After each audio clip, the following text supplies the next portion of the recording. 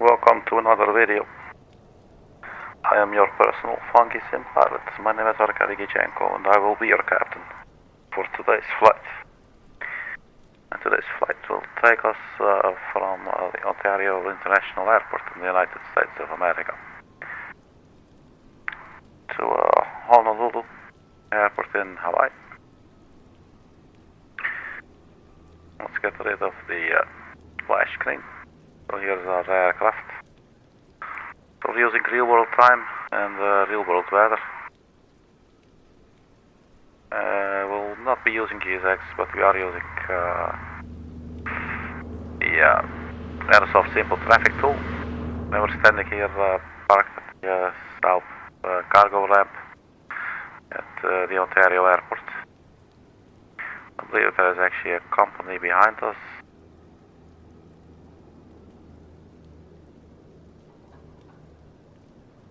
So there's another UPS. So we're flying the MD-11, or well, we're trying to fly the MD-11. It's going to be about a 6-hour flight. And I will probably take a nap at some point. So just beware, this might be a very, very understimulating experience if you want to watch this.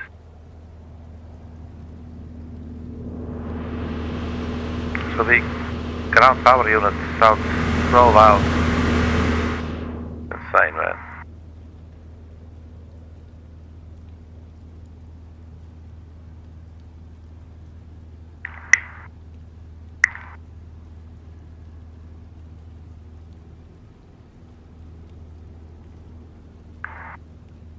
So yeah, the MD-11 by the TFDi design developers. Very cool aircraft, really very, very cool. Love this plane very much.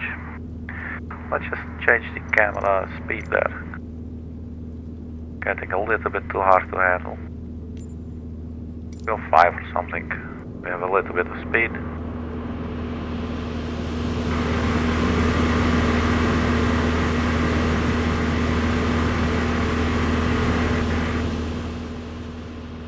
And this is also quite a big motor, look at that.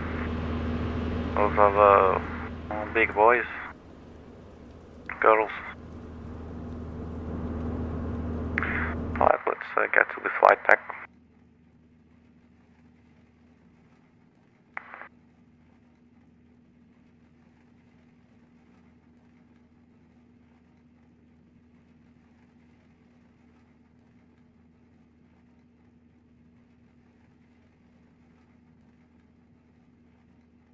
So if you listen well, you can actually hear the raindrops.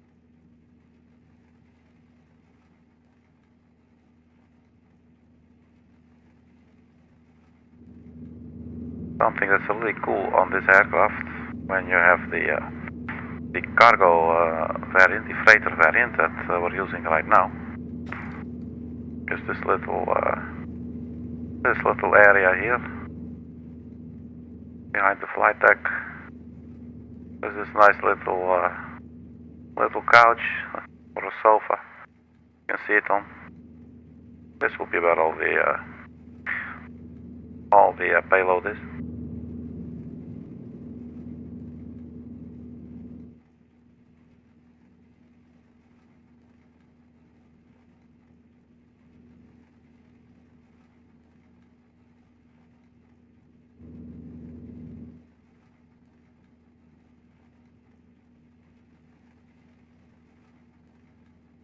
I'm certain it looks like water in front of us, man.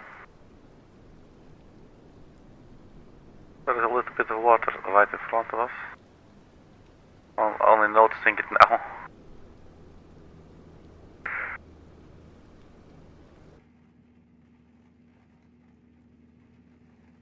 And I'm already starting to yawn. It's getting a little bit late for me. So just go to start this sucker up, get it to cruising altitude, and then get some shot. I maybe lie down on that couch in the back.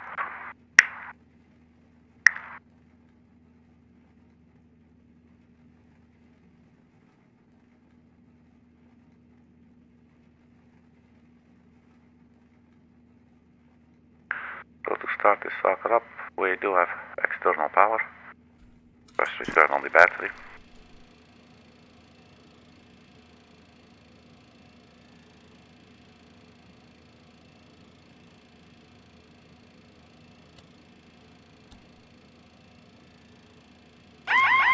Autopilot.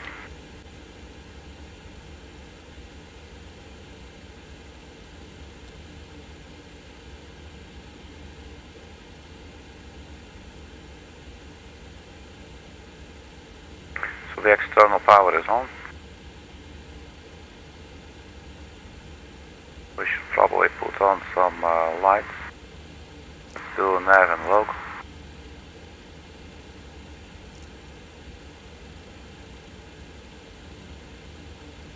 I always like the floodlights and the panel lights, so basically the panel lights or the instrument lights. I'm expecting this will probably be a nighttime landing by the time we arrive at our destination. So we're going to be seeing jack shit from of LA.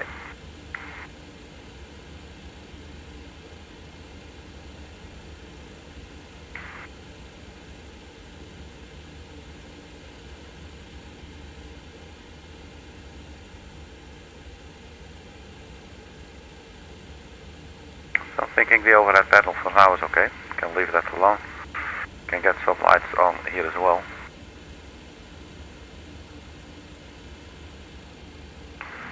So that we can see what we're messing up. It's more than you can say for a lot of people. So.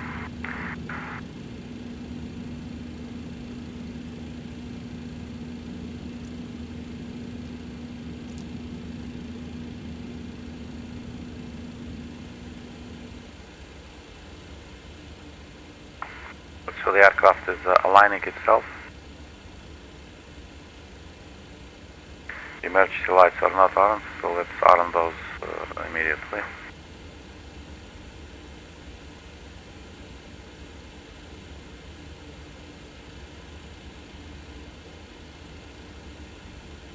Engine ignition not on, I know, but well, we can do that. We're not starting it up yet.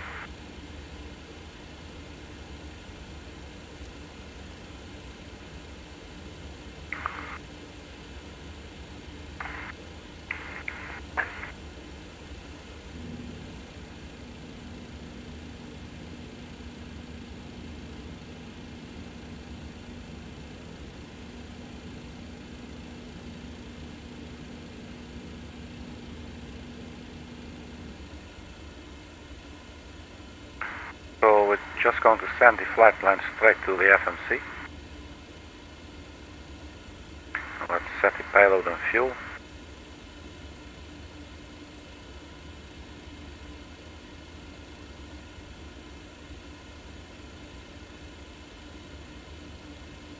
That's been set as well. So what are we looking at? 5 hours 50 minutes, airtime 5 hours and 22 minutes from Ontario to Honolulu. Cruising at 30,000 feet, cost index 20. With block fuel 55.336 kilograms. Now I do want to also have a look at our flight plan up here. And where do we see that again? Flights. Memory of P. Now let's hide the left pane here for a little bit.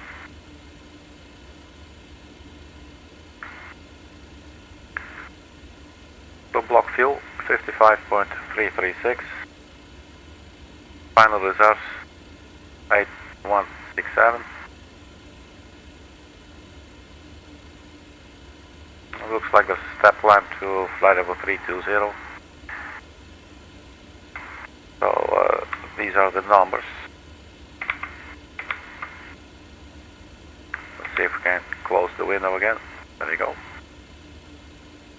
So en route fuel, contingency fuel 2203. Here it says final reserves 8167. Not sure if that's the same. Final reserves. Contingency fuel 2203.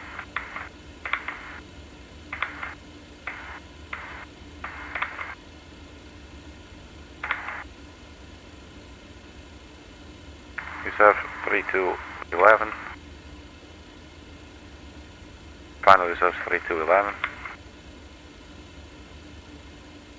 Taxi fuel 900 kilograms. Taxi, so that's quite a lot. Okay, so we got all these numbers, that's good. Payload we have as well. Performance we don't not need it quite yet. Let's check services. So we have the GPU that's connected. Fuel shocks are in place as well. I don't think we need anything else from up here. Let's see if there's anything here. We would like weight units, metric I believe, right? And temperature in Celsius. I'm guessing this is all good. We didn't change anything. Let's go back to dispatch.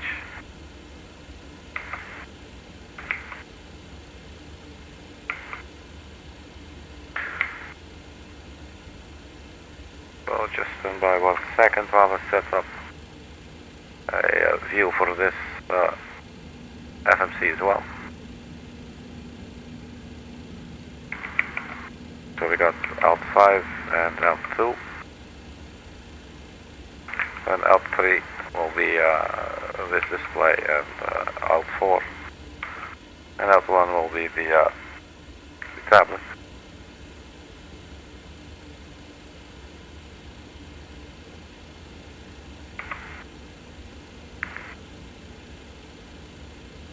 So flight number.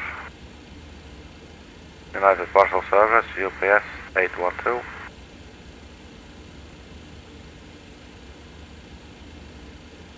Cruising level 300. So I'm not really sure how to put the step climb there, so let's just put it to 300.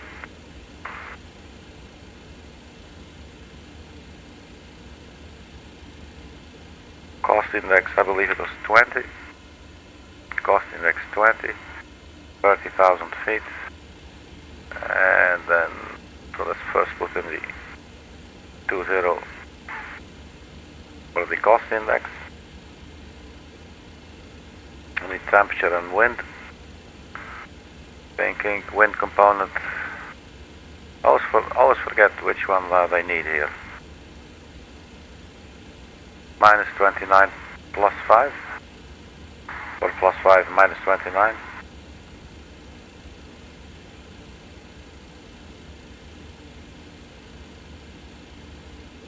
Looks like I got it. Alright. Initialize IRS. Positions F. I think the aircraft, well, maybe it's actually found its way.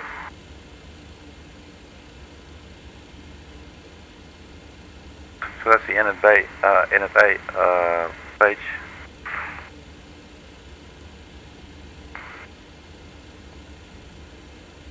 So for the SID, we will not see that here.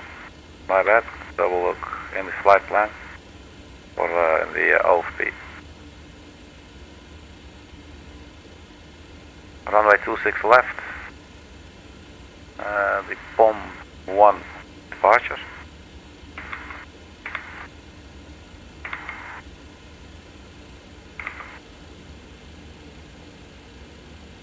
Two six left, and the POM 1 departure, and we insert.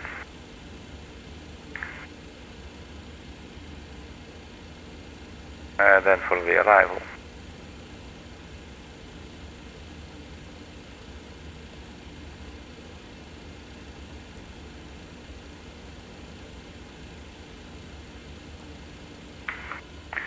We might have to change this later, because it's in about 5 hours, so the weather might change. But for now we're looking at 04 right, the Inouye 1 at 04 right. So ILS 04 right Zulu and the Inouye 1. Transition Alana, do we have that? Dance, but I believe that might have already been there. Let's see, transition dance. So we got Inouye 1 for ILS 04 right Zulu. Transition Alana, transition dance, deselected, so transition dance. So insert. So then we should have the entire flight plan. And then after lube up, we will get vectors. And we'll look at that during the cruise. Probably after my napping.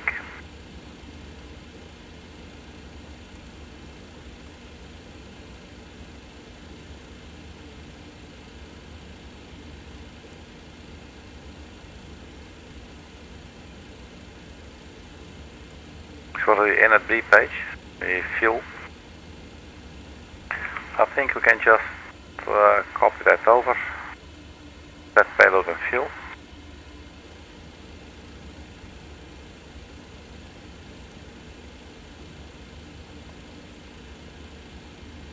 There we're getting all the numbers. That's nice and convenient for when we're feeling lazy. So 55.3 block fuel.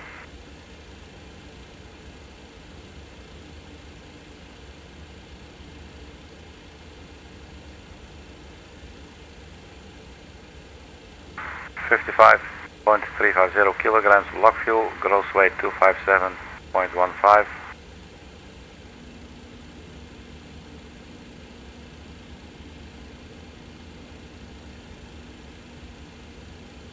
Taxi 0.2, that should be 0.9. We could see that in the OFP, I believe it was. And on the tablet as well.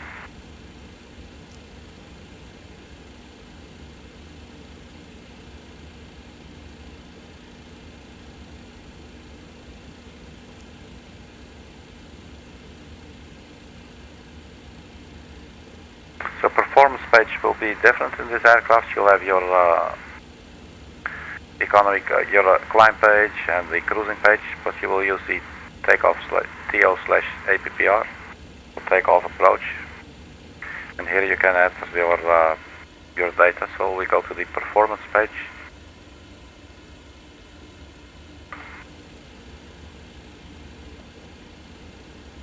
Two six left.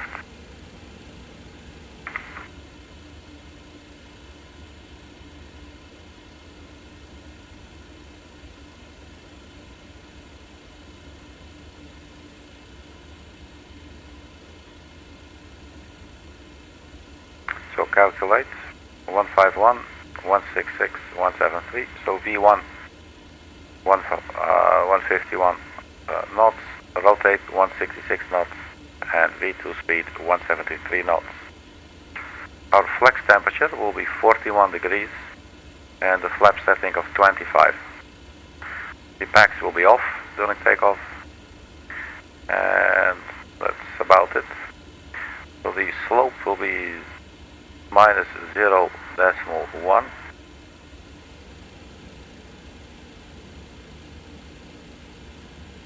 Minus 0.1. And then the wind will be 6 knots tailwind. So we enter that there. Outside air temperature is 8 degrees. And we have to add the C for Celsius next to it. There you go.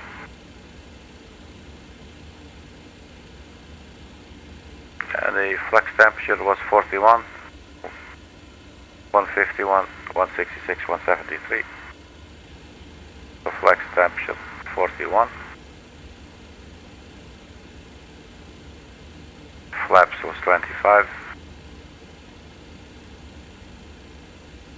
And then it was 151, 163, 173. So 151. Now we're getting different numbers here. I'm not sure who to believe. Let's just enter our numbers for now.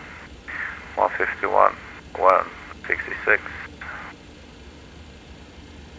That looks like it's already there, and 173 as well.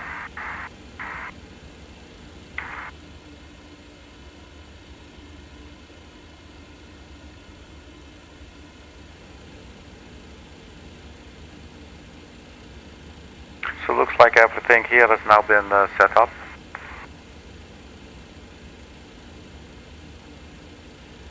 After the top of climb, there's a discontinuity that I do want to remove. Boom, and then to GMN. So let's see what that looks like.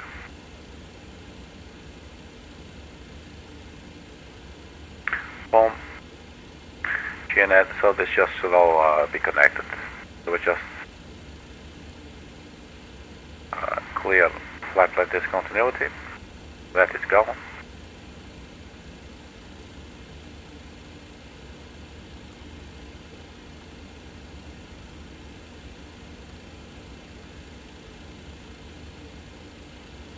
And top of descent.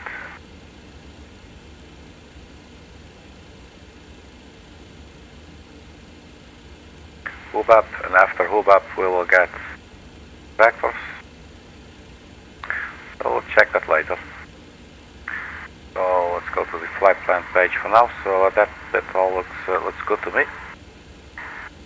So then there was something I remember.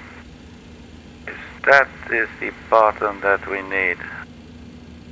That is it. Finally, I'm seeing it. Because I think it was in this aircraft. Let me check. Anyway, so in this aircraft, after takeoff, like I said, full thrust, and that doesn't really work. And then you get all these problems. So let's try something.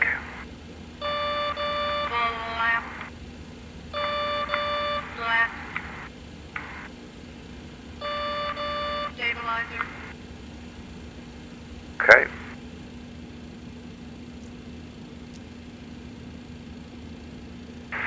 So basically, I'm wondering now how do you set the flex takeoff? They don't have any detents here.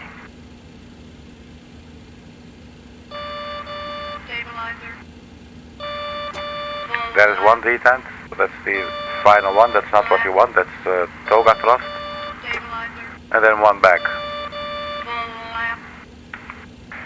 So we might have to play around with that.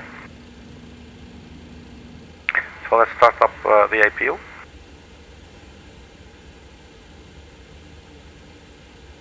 And the APU, let's see.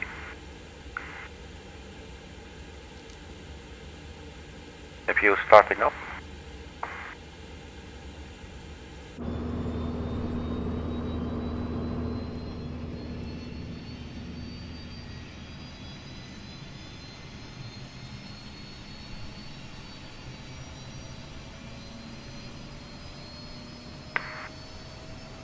So you can see we do not have hydraulics. The other still in one position.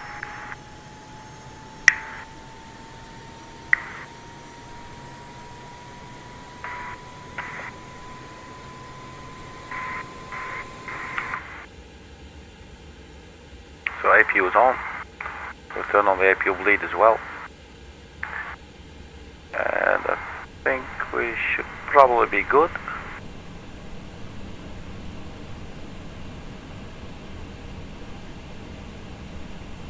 Let's see if we can start pushback.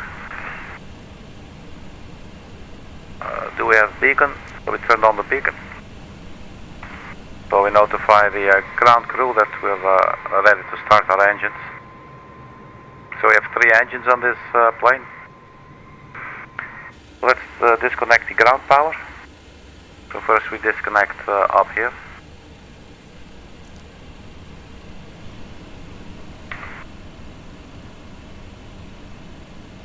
And then here at the services tab we can just disconnect it. Let's also disconnect the wheel chocks.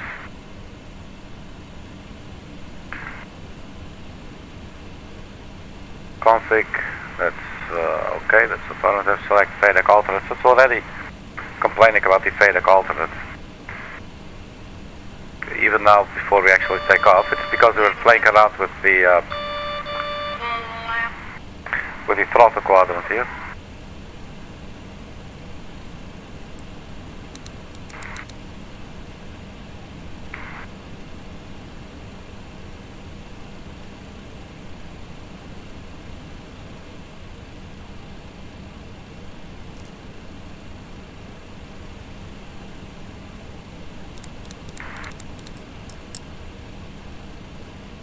So that's been reset basically, so that's good. So this might happen after takeoff. I'm not really sure. We could try that button there. That's probably the button for the takeoff thrust, but it's not confirmed. Alright, so before we do the pushback though, let's focus here. I believe this is the aircraft that has like one. I'm looking for the flight director.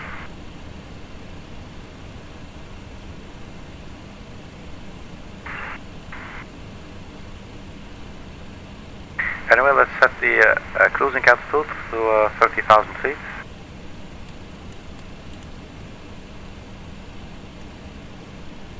And profile is armed. And nav is armed as well. And our V2 speed was 173, so that's the minimum speed there to put in. But we will not be using that. Instead we'll use the FMS speed.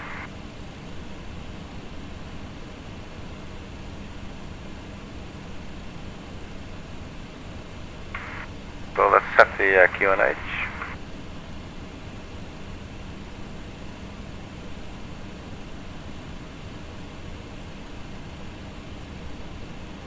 Traffic.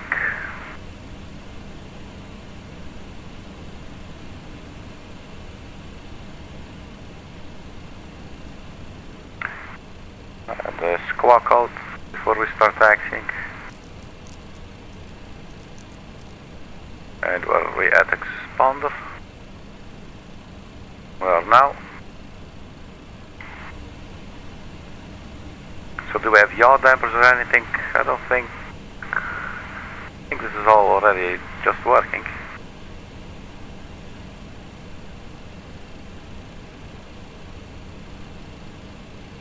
There's no hidden controls here, because sometimes there are for those things that just put them like at the side all of a sudden. You're like, what the hell, man? Did you forget about those? Let's also set the flaps. So this is the dial of flap system. It's a very, very interesting looking system. So instead of just going flaps to the next step, etc., you can also like dial a setting with this dial down here. Let's get the flaps out of the way, the flap lever out of the way. You set this one for 25, for instance, and I believe in this one it's total at the very end of the dial.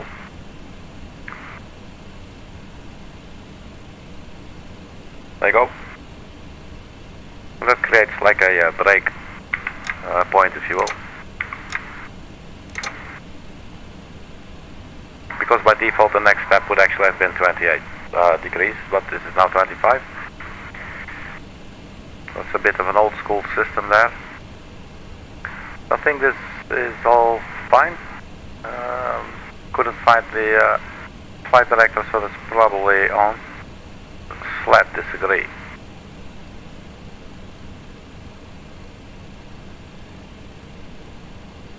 So why is it saying that?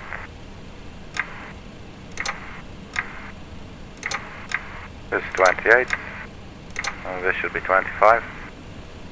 Not really sure why is it saying this, flat disagree.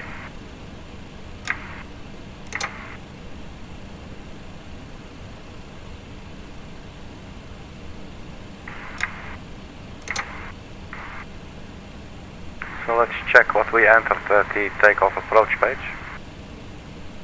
Flap 25. And that is what we have set. And we do have to arm this, but I don't think that's have anything to do with that. So the slats, the sort of flaps on the front. I'm not really sure why it's saying that. That's actually the first time I'm seeing this. And now the flaps disagree as well. What the hell's going on, man? Right, so let's go flaps up for a bit. It's a good thing we're not flying yet.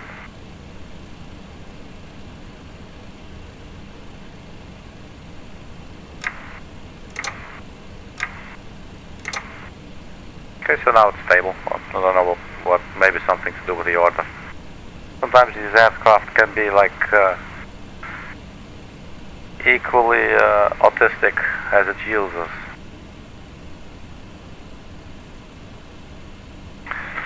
Alright, so I think that should be it. So when are we going to taxi?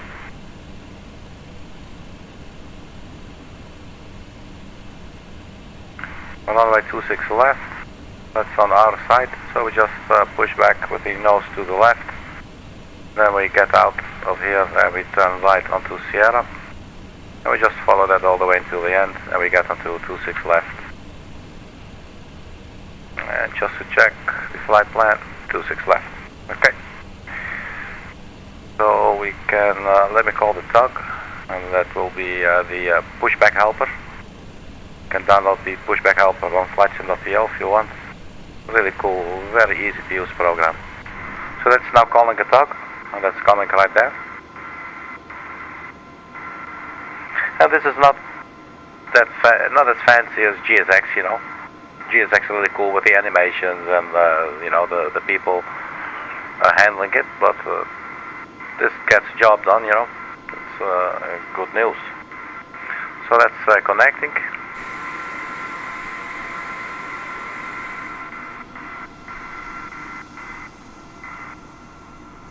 Well, these are huge aircraft, man. I mean, look at that.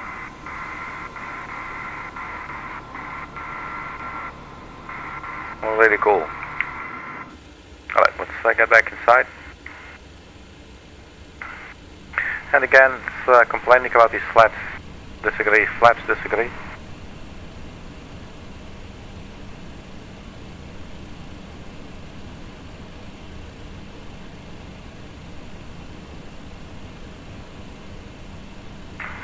Flaps. I'm not sure. Why would it say that? Tell me.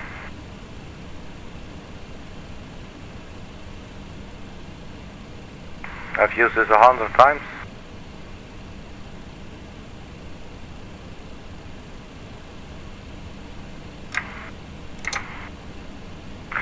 Maybe it's because the engines are not running. I don't know. Maybe there's some sort of logic in there, in the system at work. Let's just wait with the flaps, because usually, I think I understand. Yeah, I understand. Look outside, and you will see the, we don't have hydraulics yet. So that's why. So that's why we first need to start the engine, otherwise we cannot operate the flaps.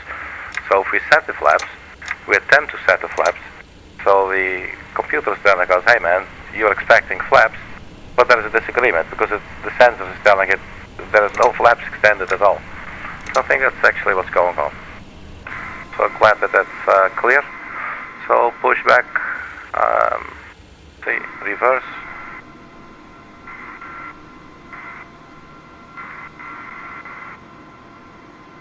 And then how far? Let's just do a turn right away then.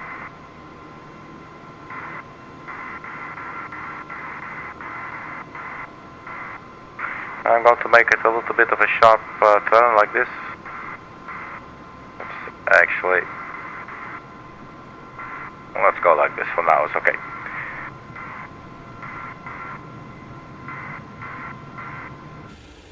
So let's start up the first engine. Did we need anything up there?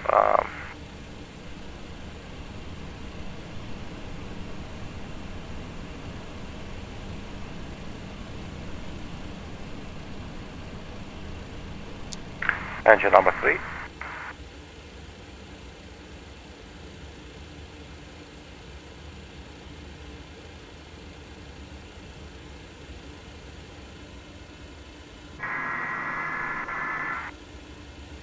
Still go tax or pushing back. not find where is the N2? Barefoot. More than time for a little drink for the engines.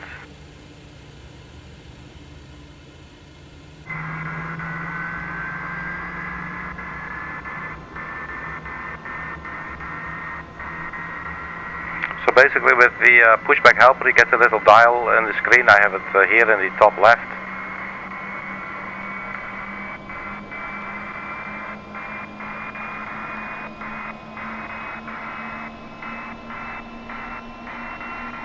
So the tug is released.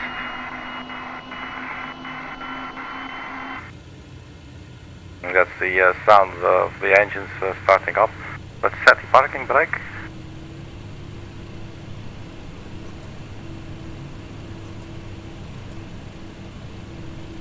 Parking brake set. So we got a stable engine. So engine number 2. Start it up.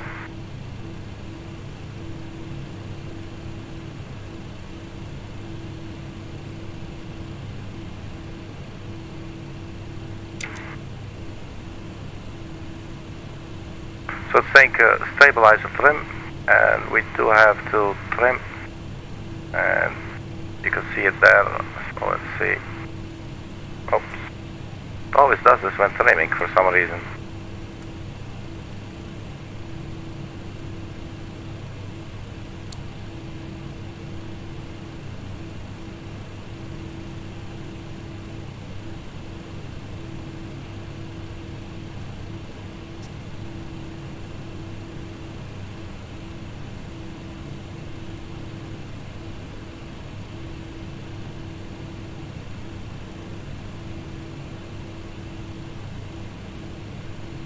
So we have 2 running engines. I'm guessing if we go to the hydraulics page, actually if you look outside, we should see now the tail rudder is straight. Okay, that should be engine number 2, and then engine number 1.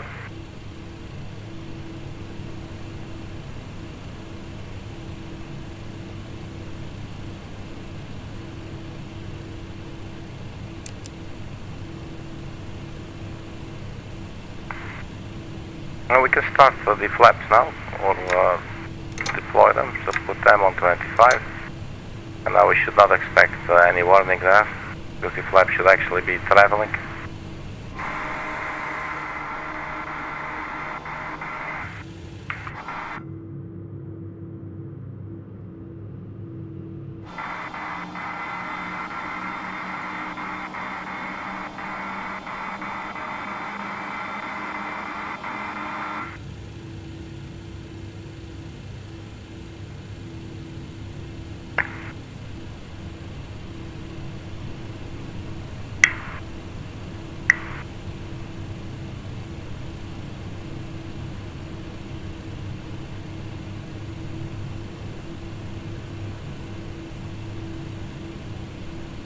Okay, so that's 3 engines.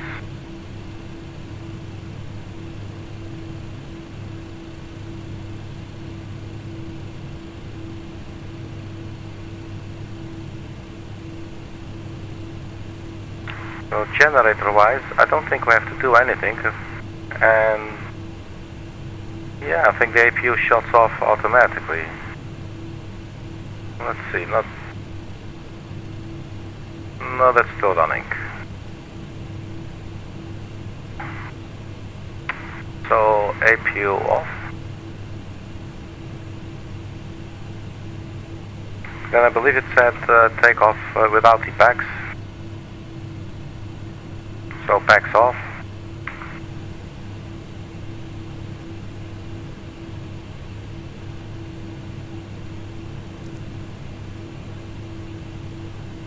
Oh, we need to put it to manual and then turn them off. Well, let's try and remember to do that when we turn on the strobe lights. But this doesn't have strobe lights, does it? Or is that different?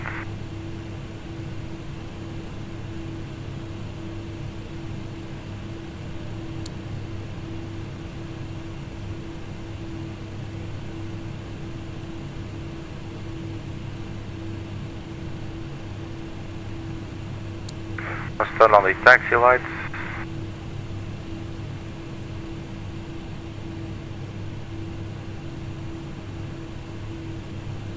And the wing and runway turn off lights.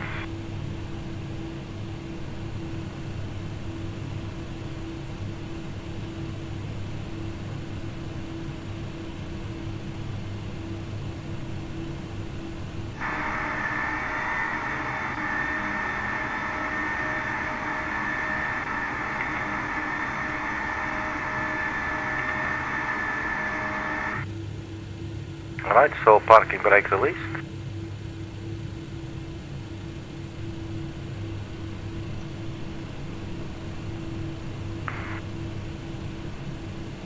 So the green bar means that we're good to go.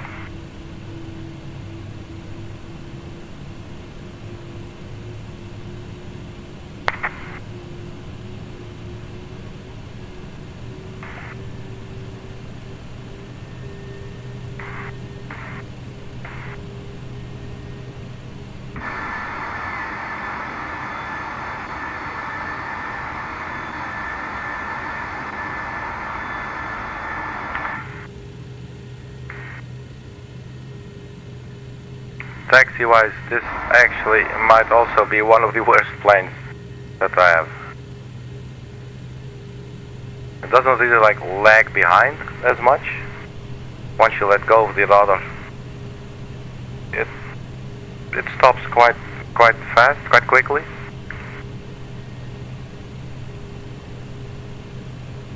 Just looks like the turn radius is like horrible.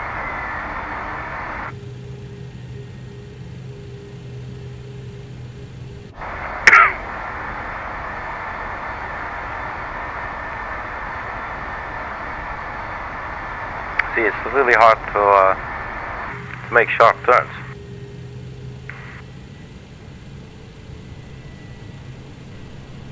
So let's get some power there and get a rolling forward a little bit, and then a sharp turn. Maybe just needs a little bit more power. That could also be, I don't know.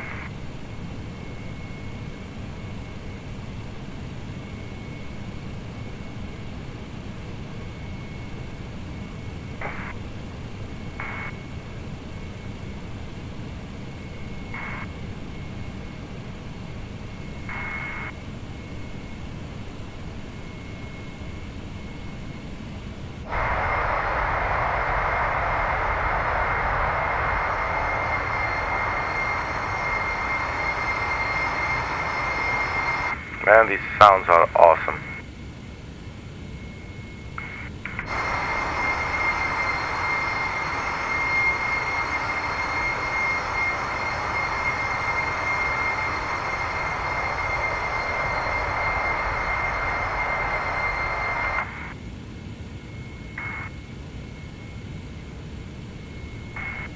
So let's put the engines to idle.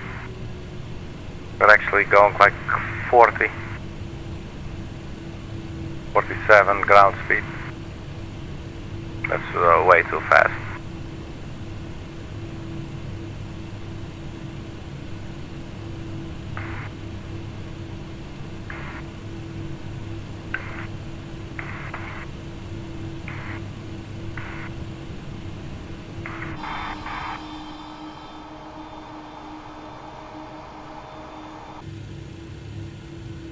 So let's not rush into taking off. What's that windsock doing there? What, another tailwind landing? A tailwind takeoff?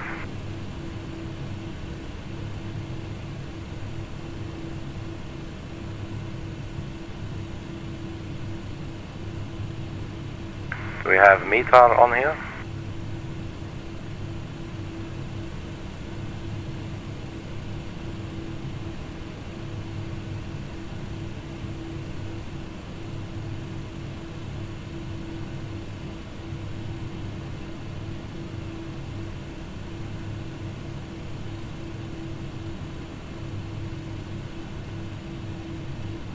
So I think I'll just line it up,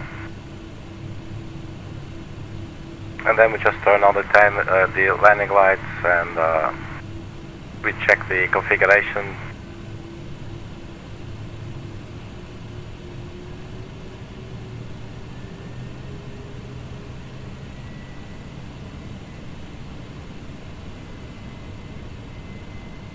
So maybe she just needs a little bit more power. It's a big and heavy plane. I'm at like 58 a percentage of N1.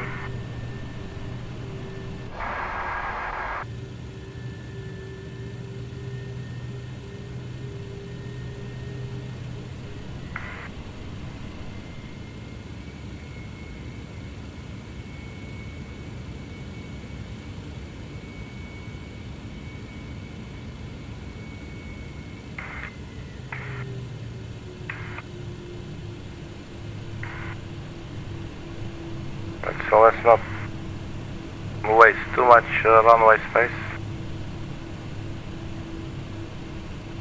So parking brake. Let's see. Parking brake set. I'm not sure why that config there is. Why that is there, because maybe this one has a config check button. I've been flying so many airplanes lately that I've sort of lost track a little bit. Let's go TARA. And do we have a config button?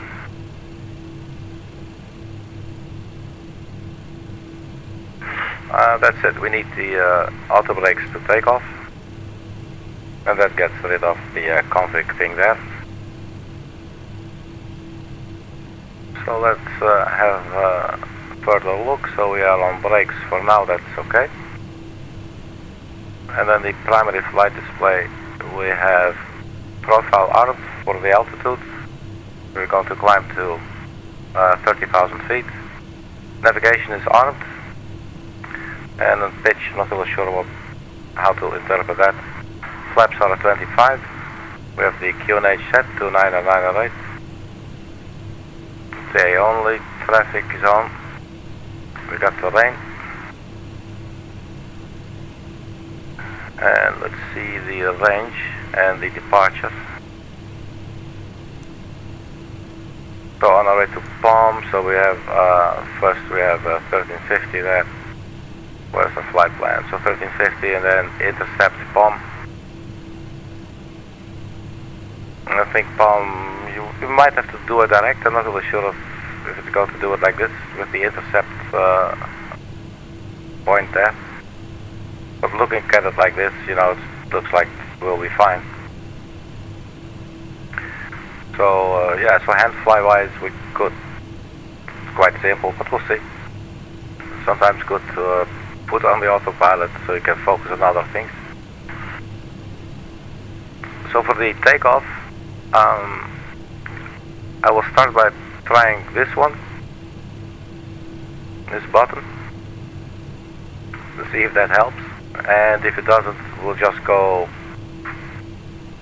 basically full thrust, and then we'll have to fix that once we're up in the sky. Because when we do it wrong, when we overpower the aircraft during takeoff, we will get the message here saying to select an alternate FADEC mode. So there is a backup for it, but it's, I don't know, I just don't want it. So we turn on the landing lights.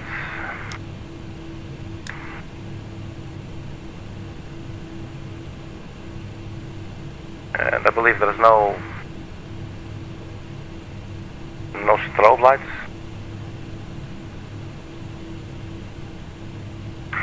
There's no white lights up here, so that's good. So everything is in order. We do have to turn off the packs. So I think we just go to Systems, so let's put it on manual. We just turn off pack 1, 2 and 3. Alright, cool. It's giving a warning here. Pack 1, 2 and 3 are off, and air system is on manual. So just go to get rid of the warning button there. Warning light. I did want to see brightness of this display.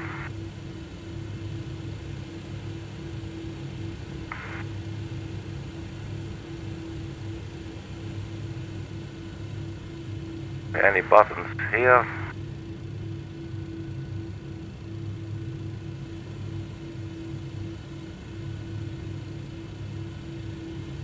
We can look for that later. And then was there a timer?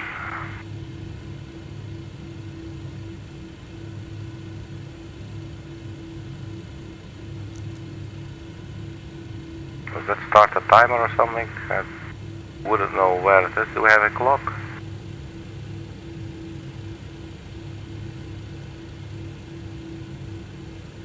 Well, am I supposed to know what time it is, man?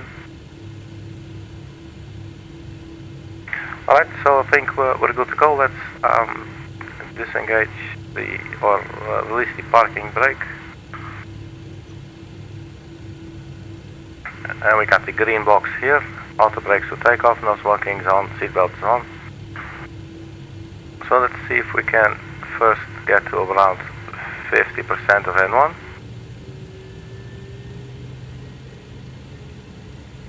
And let the engine stabilize. And then it's a little bit awkward, but see what it's going to do. That doesn't seem to do anything.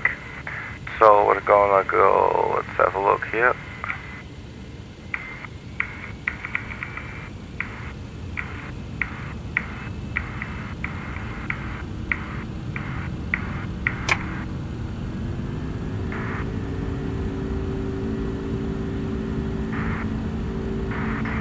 So V1 is 151 knots, and then 166 knots is the rotate.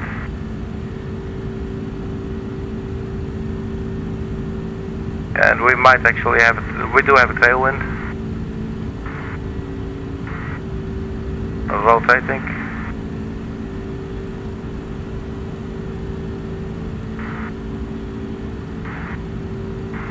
Positive right, gear up.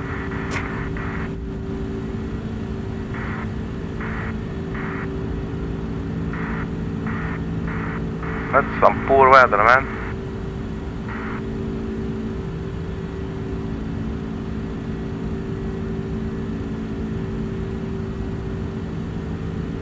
So let's try and turn on the autopilot.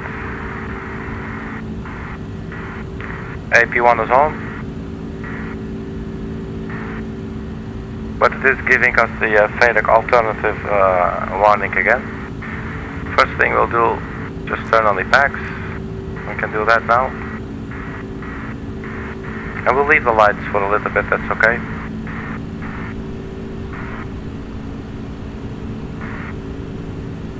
So what we may have to do, let's do this later. Let's first just do what it asks.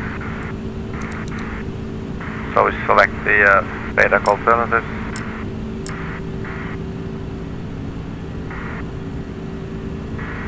Air system still manual.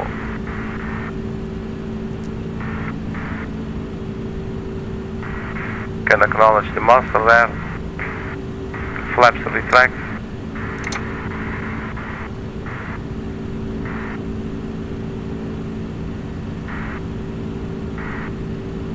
So ATS off. We will have to fix that though. Our speed is getting. Let's have a look what's going to happen.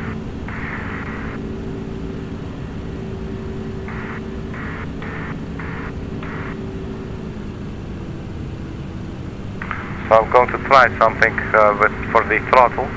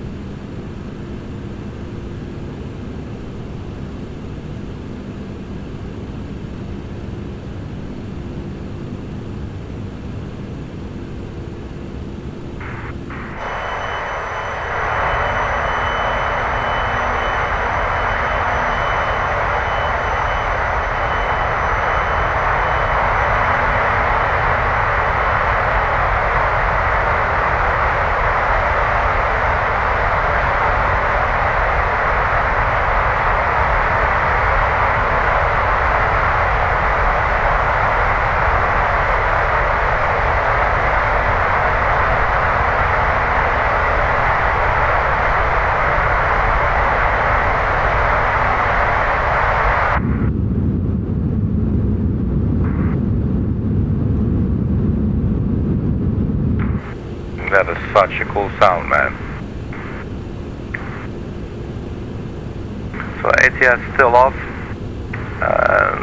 Not really sure. I believe that's the auto thrust system. And this is something that I always have with this aircraft. And I'm getting closer to understanding it, but I'm not quite there. So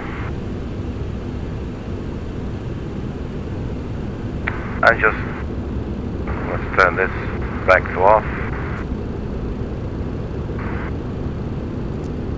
I wonder what happens if I click that button. Doesn't turn it on or anything.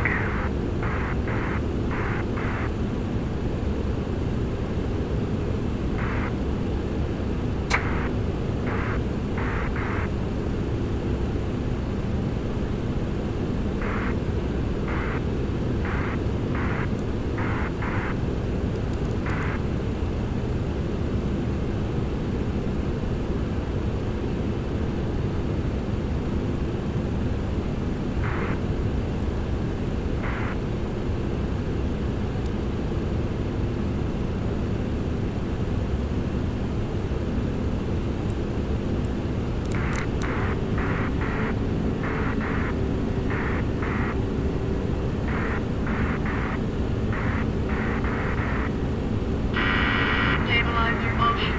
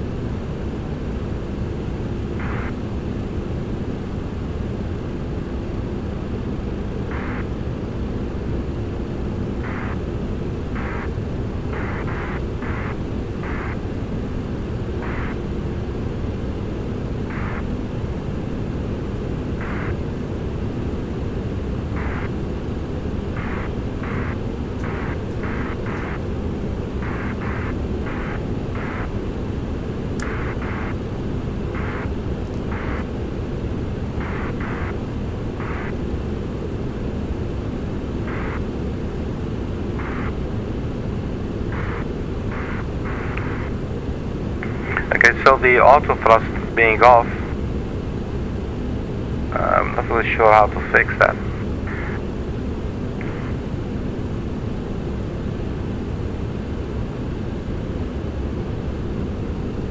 We have autopilot disconnect. Let's try that for a sec. Autopilot. Autopilot. So AP off. And then what if we re-engage? Oh, that's not to engage, it's only to disconnect. So let's engage it through here. I'm out of flight.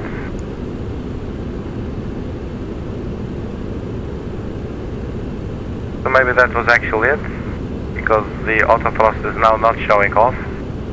So ATS off, that message is gone.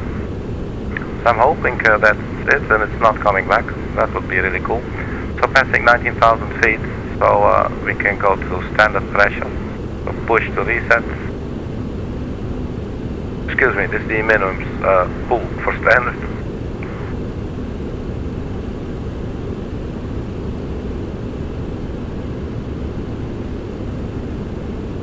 Alright, there it is. Stabilizer motion.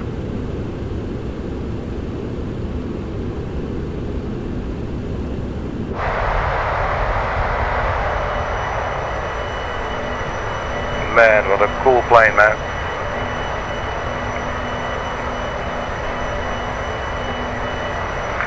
So the last time I flew this aircraft, I tried to land it, and I guess it sort of landed. It really wasn't pretty.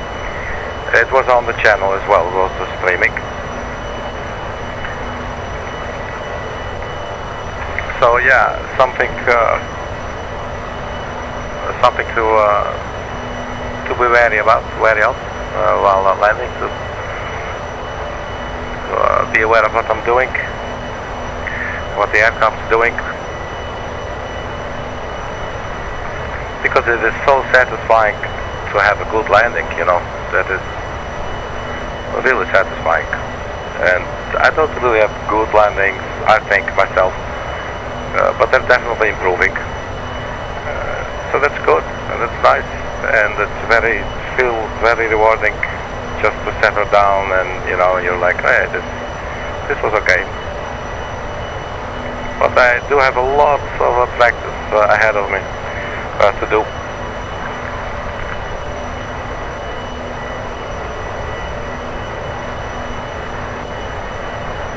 The sounds of this aircraft, man, they're just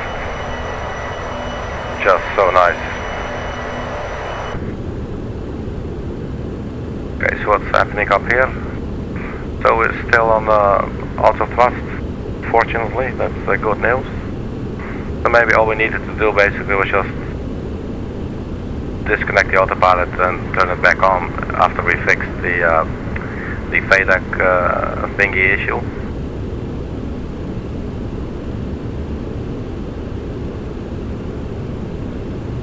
So top of climb is around there.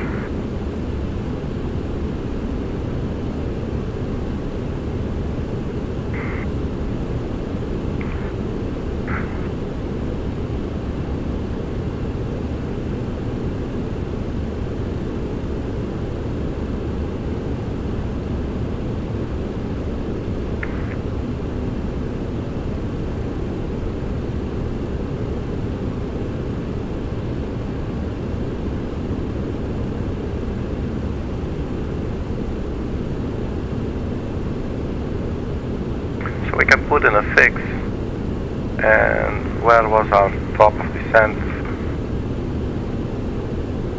So bomb GMN, top of climb, RZS, VOR, DINTY, duets,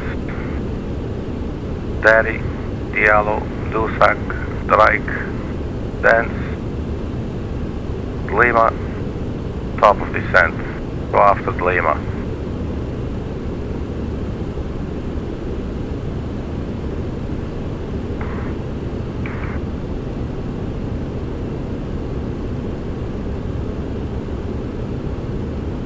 To Lima, see if we can create a fix there. And is there then a way that we can have a circle around it? Not sure what RTA is. Max speed. I'm not sure if this is what we want. I don't think that this is something else. So let's clear that out. Not allowed. Okay, well, we're not using it. So this is not it, so we'll go to the plan page, so the Lima. So plan.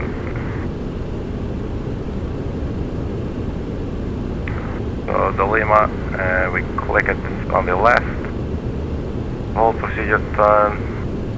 So this one doesn't have it. Oh, there's a fixed page. Look at that. The Lima. Alright, so we put that in. And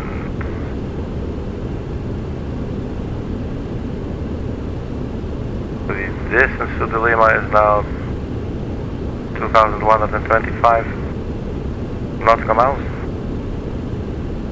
There we go. DINTY, KFX, ETO, DTGL, a beam. Oh hell, man. What's the next page do? That's just a new fix. So maybe the first here is a distance. I'm not really sure.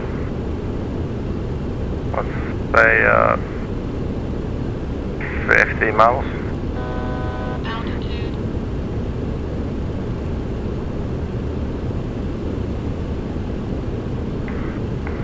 So let's go to the plan page and see if we can find that waypoint, the Lima.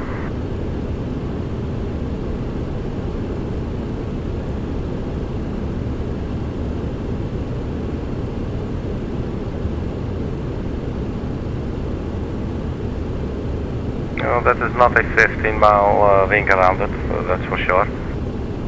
But it is highlighted. And then after that will come the top of descent. So we can leave that maybe on this side. Although actually we'll probably need the other page. Let's see, performance, cruise to top of descent, 2,154 miles. Looks like we got some terrain out there. That's pretty cool.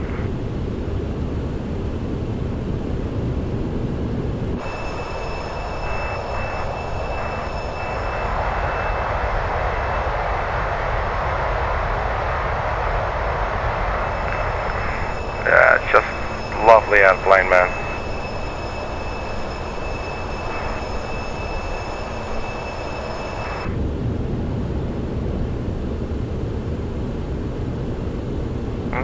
So we're now at our cruising altitude, holding 30,000 feet. Nav 181 is on, and we're in thrust. So the problem with the thrust has totally been resolved. That's very nice.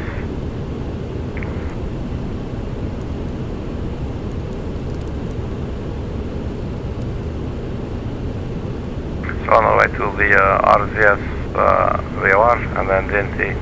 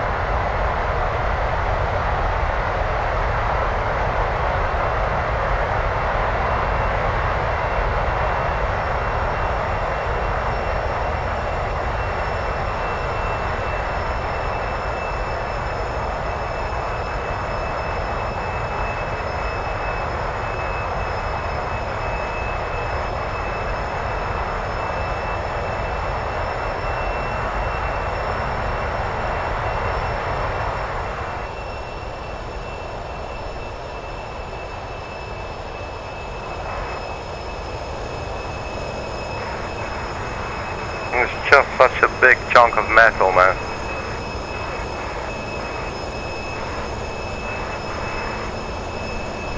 And those sounds are just really so nice to listen to.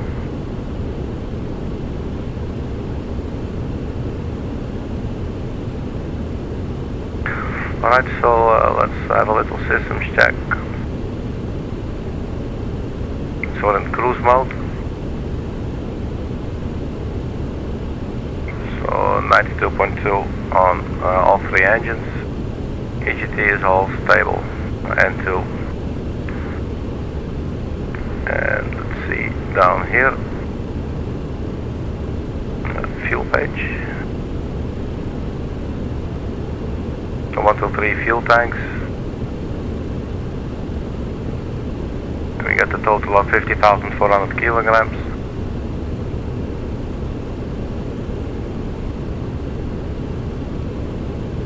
Alright, and hydraulics.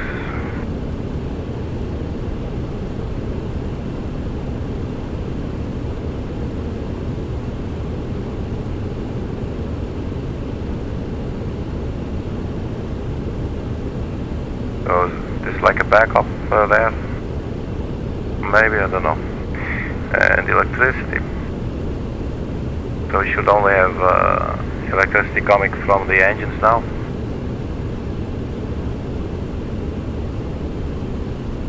So I'm guessing the middle engine here is generating a little bit less.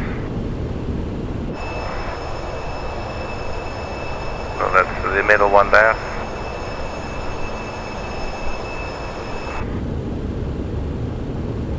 It's pretty cool actually.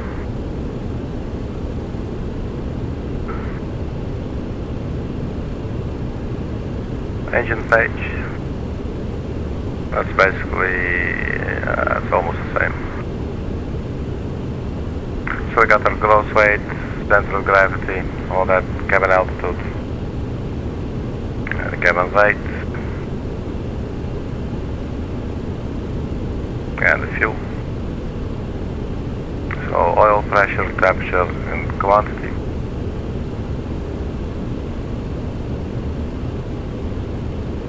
So that's all looking good.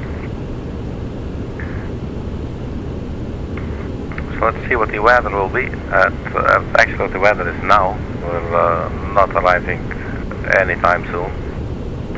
So let's go to airport and Honolulu weather.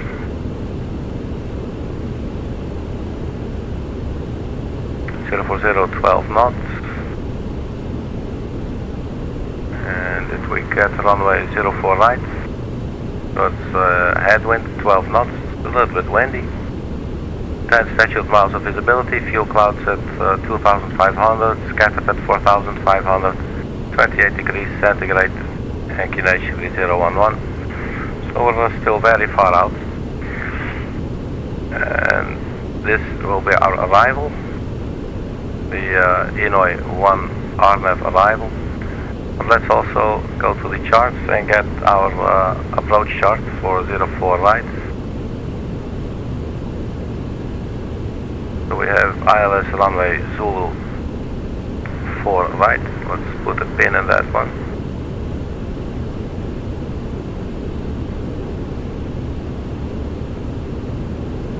So we could see in the flight plan that there will be a handoff, basically a vector waypoint. Let's pull that up. So after hoob up, we should go to debris, but there is a discontinuity with vectors. So hoob up, let's find that. That should be at the end of the arrival, I'm thinking. Inouye, and then hoob up. So at hoob up, expect radar vectors to final approach course or visual approach, runway 04 right, which will be ours. Expect RNAV, RMP, ILS, GPS approach or radar vectors to final approach course. And I think we can fly this purely on the FMC. Inouye, I mean they have an ILS. So after Inouye we go to hoob up, and then this will probably be our vectors. So if we check now, vectors and then debris, and debris is not on here, so it's probably like the first waypoint here on the final approach. And sometimes it's interesting to see if there's a waypoint behind that, and there is, and I might put that in just so we allow us a little bit more time to properly align and everything. And that would be Yapku. So let's just put that in. So that will be hoob up, Yapku, debris. So Yapku.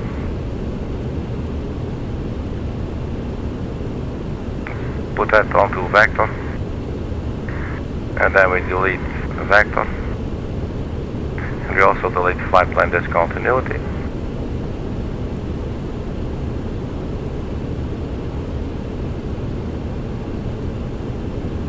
And if you look at this here on the plan page,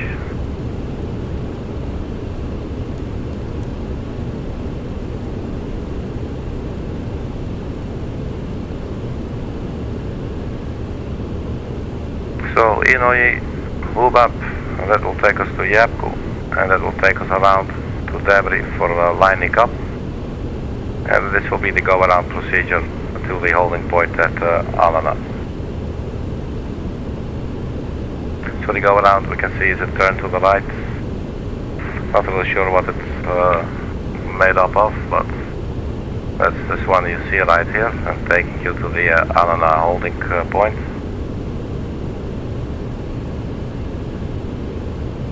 So terrain-wise, 5,300, 4,400 minimum altitudes here. 4,000, well, let's see. The airport elevation, sea level, basically 8 feet, 13 feet. Misapproach, climb to 540 feet, then climb right, turn to 3000 on heading 220 outbound on Honolulu VOR, radio 171 to Alana, and then you fly a holding pattern. So we have the, basically we added the app, so I have a little bit more time, and that looks to be working out fine. And what can we see here? Our first waypoint is going to be dense. We're coming from dense, that's actually dense.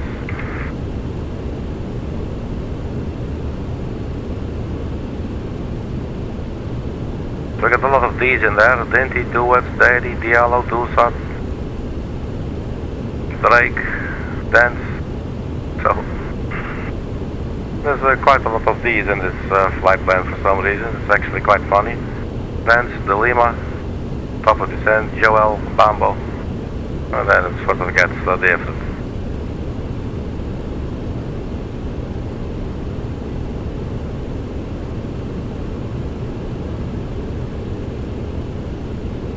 So this aircraft has a lot of similarities with the Airbus in ways of how certain things work.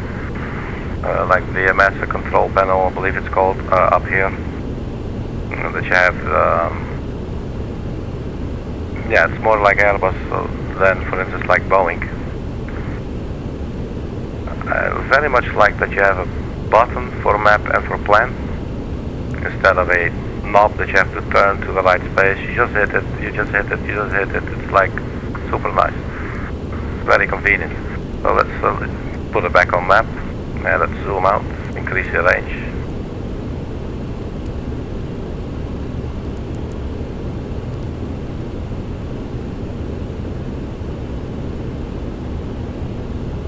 So while I go and get a refreshing iced tea, let's have a window view.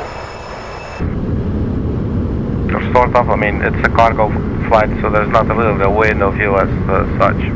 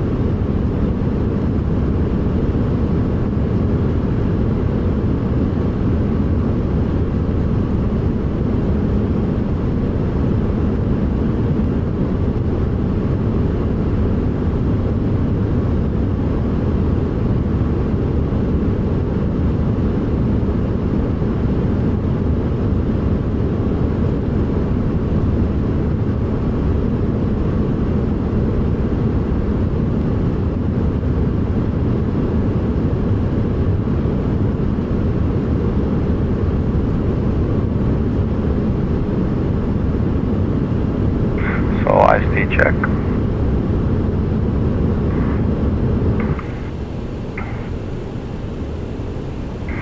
So what's really nice in this aircraft, this little couch. I totally love this detail. Look at that.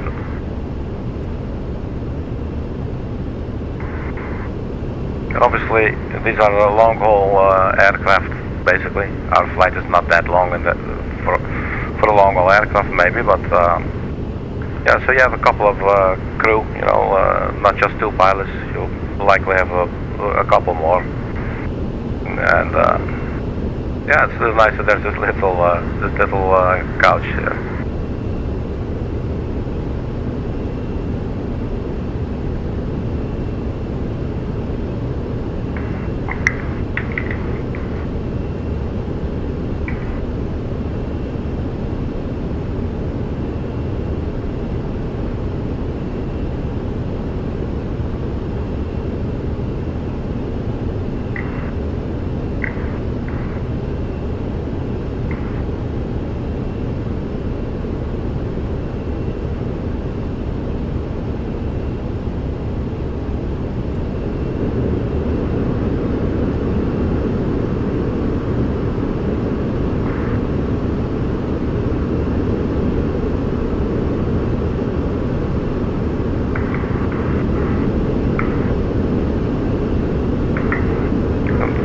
quite big. You know, full disclosure, we're actually transporting a whale. It is a live whale.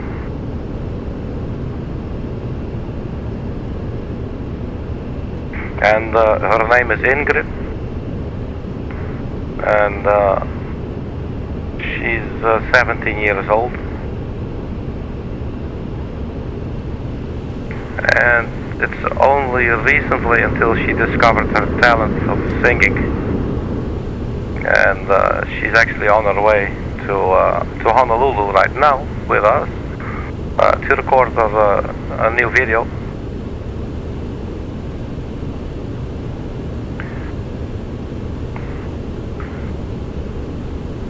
And she also might do a gig, but you didn't hear this from me because we don't want everything, you know, to go crazy. We do need, you know, she does need to work first for the video, but then afterwards there will very likely be a concert somewhere in Hawaii or in Honolulu. And yeah, she'll be singing Ingrid the Whale. They're only 17.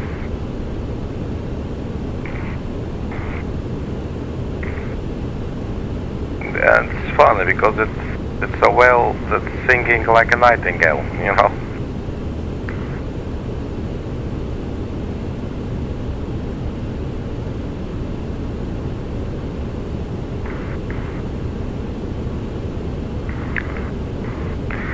And a good tipper too.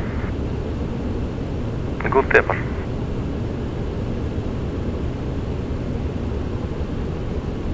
You know, because that can be challenging, you know, when you're a whale, you know, it can be a little bit challenging to tip, and especially also, you know, can take into consideration their cultural properties, you know, like the cultural background, and yeah, but Ingrid is doing a really great job. And I believe Mike, we do not have Mike with us right now, but I believe that Mike and Ingrid, I think they may have made out on a bench once when they smooched, you know. They were going smooch, and yeah. It wasn't very long, because after a while, you know, Ingrid had to go back into the tub, you know, to sort of stretch her fins, you know.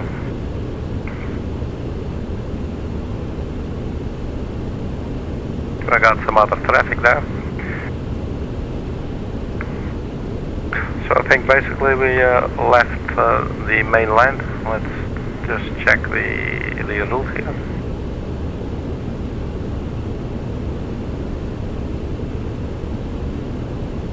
So that's it.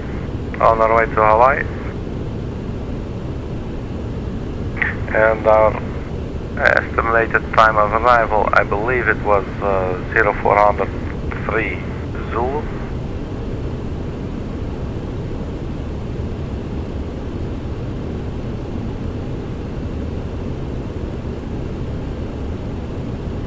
It doesn't say here. Then on the yeah, so the top of descent is at 350 Zulu. And the time is now, I believe we did have like a normal clock, right? What was it again?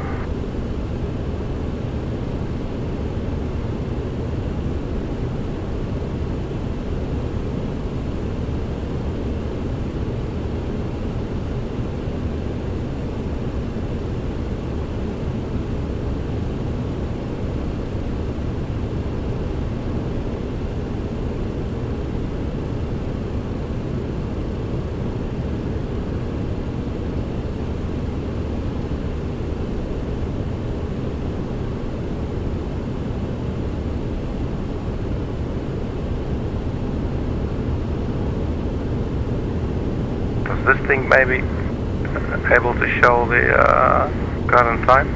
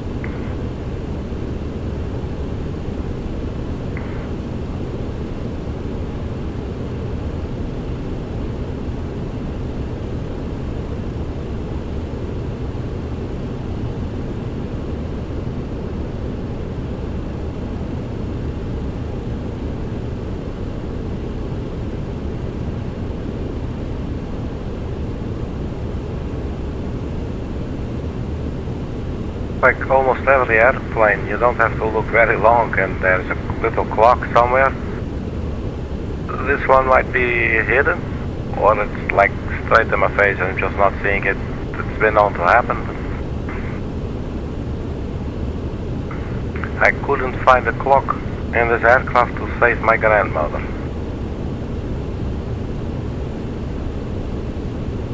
I do see 021 here, but Zulu time, I think that was 131 Zulu.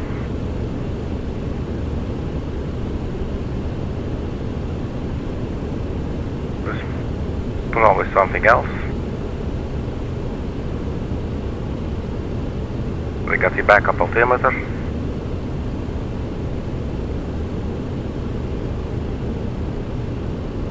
And down here we got the radio panels.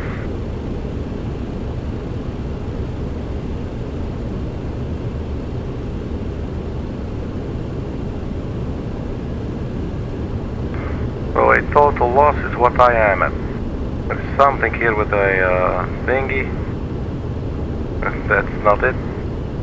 We got to test the oxygen. Or, oh, that doesn't work in this aircraft, did it?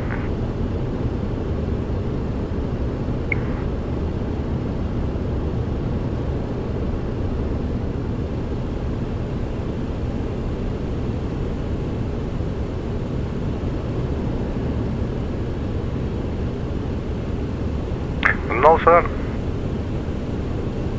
I don't know what time it is.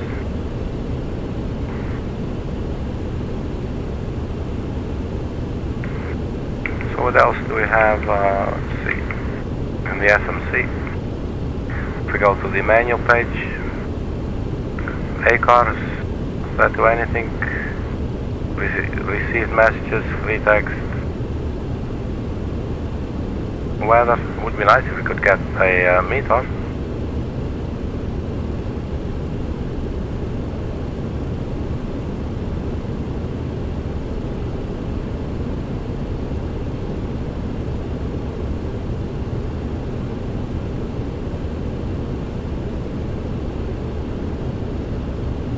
So weather request, and then meter or CAF, meters.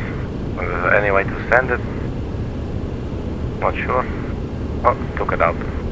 PHNL. Maybe it's already sent. I don't know. Doesn't look like it. Return. So let's see received messages if there's anything. ATC received. Really? Oh, that's nothing. Okay, that's going to be interesting. Miscellaneous received. That's empty as well.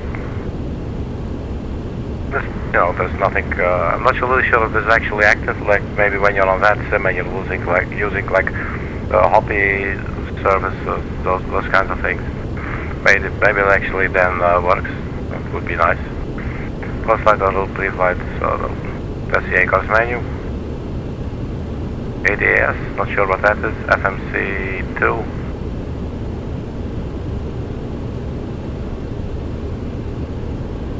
TFDi. No clue.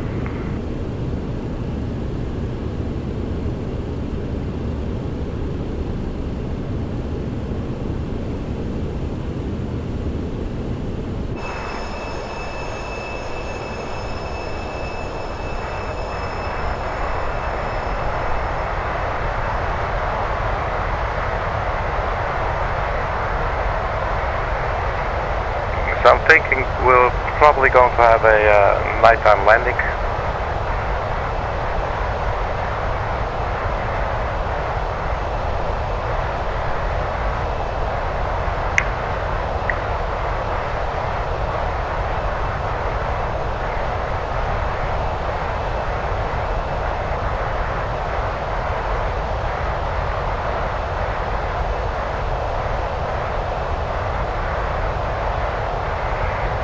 So this is actually a route that is flown regularly by UPS. So from Ontario to Honolulu.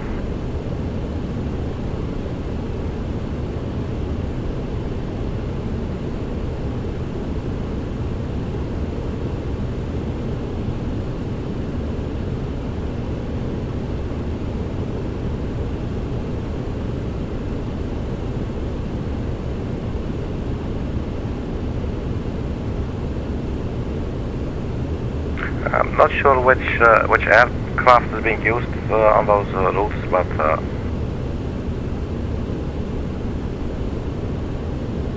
but for the pilots, I hope it's this one. Such a cool aircraft.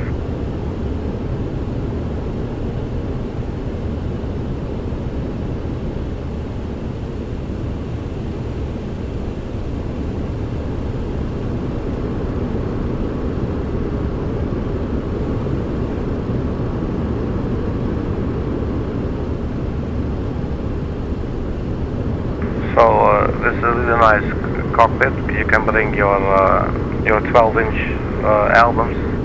You can all put them all here, which is especially nice on long-haul flights, you know. So you can listen to your favorite King Crimson album, or your Frank Zappa, Rolling Stones, or Kiss, or Prince, or whatever you like. Van Halen, Elton John, the Carpenters, or maybe just like to listen to some dramatic Bach music, you know.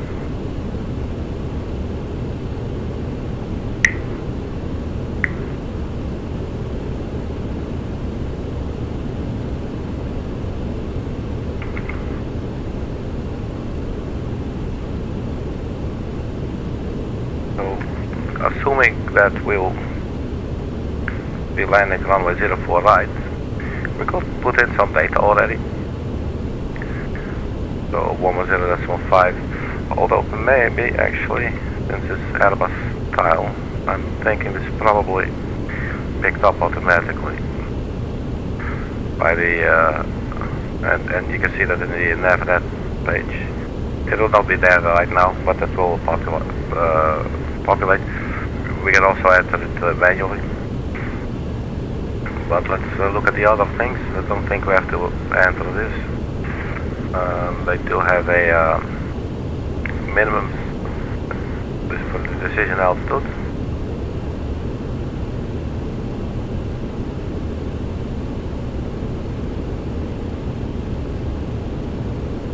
I'm thinking 250 radio altitude is okay for us.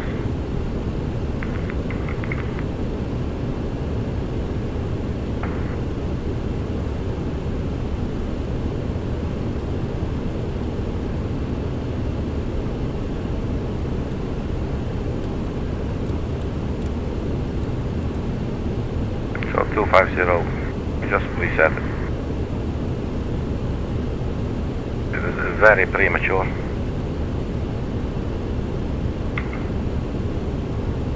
So parallelly at 1500 feet, where the glide slope will start. And I'm trying to get into the habit of basically saying all these names out loud, and especially for flying convets. It is, I think, probably essential to, at least for me, to familiarize myself with not only the order of the waypoints, but when I hear it called out by like an A to C, you know, when they say, you know, UPS 812, direct, blah, blah, blah, blah, blah, you know, I'm like, what the hell, man? You know, but then once you like go over all the waypoints, DINTY, DUET, DADIE, like what I did earlier, then at least you've seen them like very consciously, you know. I don't think any pilot would probably know by heart the entire route, you know. But I think it's good to go over all of those, and especially in communications, you know, when they're telling you go direct. It's happened to me more than once that there was a waypoint in there, and they gave me a direct too, and I was like, I don't think I have it. And the guy spelled it out, and I just put it in and went to direct, you know, it worked out. But so in that sense, you know, it's going to help a lot. This may also happen like on approach, you're expecting to fly the entire arrival route, and then all of a sudden they send you to Joel or to Bambo, or like, what did it start? Let's say to Inouye, or even further to Yetku. You know, it's actually not under a plan, but you know what I mean. They basically send you to the final approach fix, something like that, or at least close to it. So for the fix page, this looks different than I'm used to, and I'm trying to decipher what it says. DNT, KFX, ETO, what is that? Distance to go.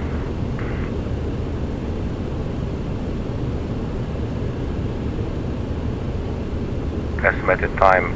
Oh, not really sure. Altitude. That's not what I want. I basically want a range ring around, for instance, around the runway.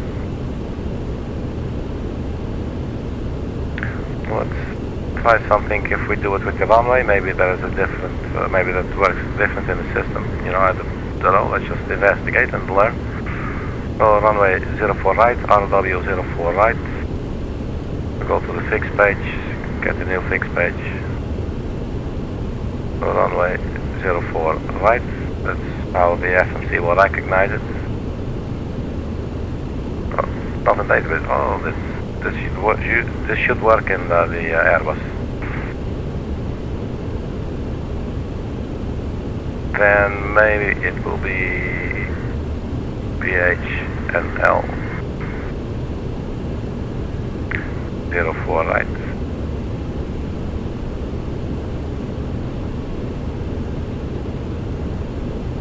No sir. I'm doing the eyebrow thingy. Thinking like, what the hell's going on, man? And then I don't know.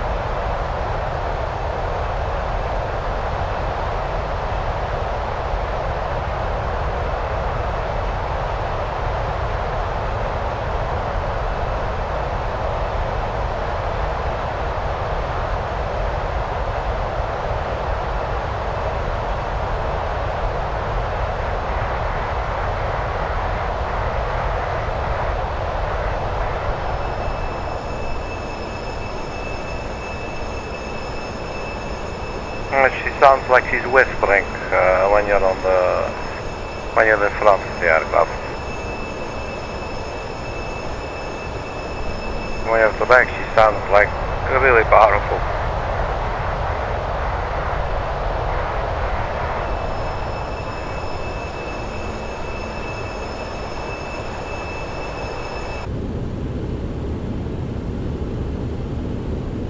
Did this aircraft have some screens? Some do. In Flight Simulator, I don't think this one does. It's always nice when you have these sunscreens, you can make it a little bit like a cocoon, you know? Like your sort of little private bubble.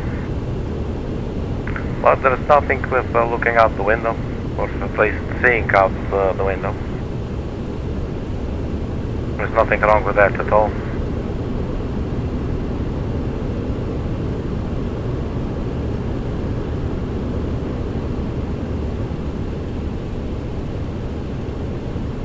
There was also a status page,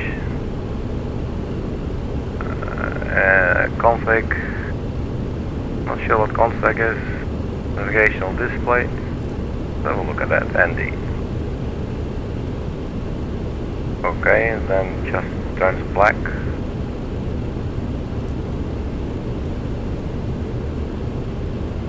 And status.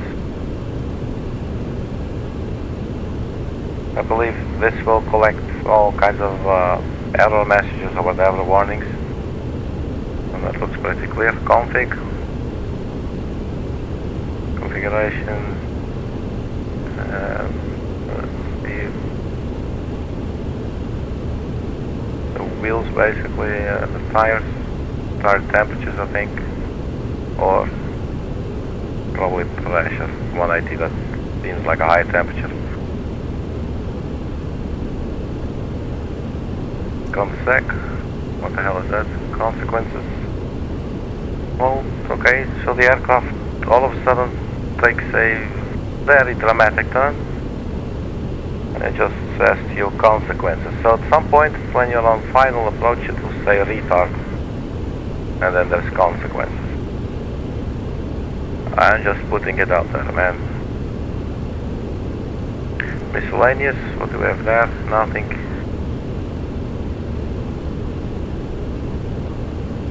So there's no like overview kind of page or something. Let's check the air.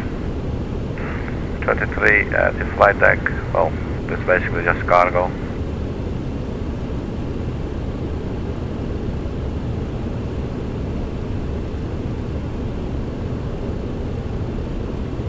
So ND, was ND maybe no display? That would be funny. Just put it and use it, call it ND. Well, no display.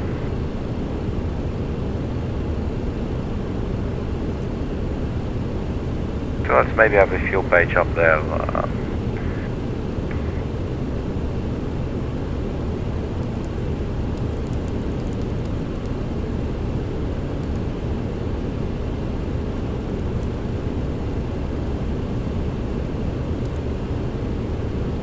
So it's funny when you turn on the airports, you'll see there's a whole bunch of airports, so you can sort of define here where is the coast of the United States. And now we're over the ocean, so there's no airports.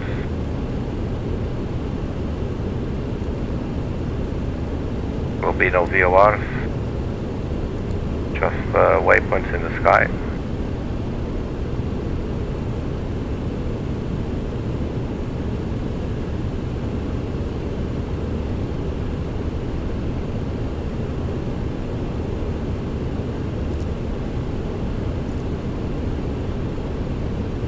I got also working light.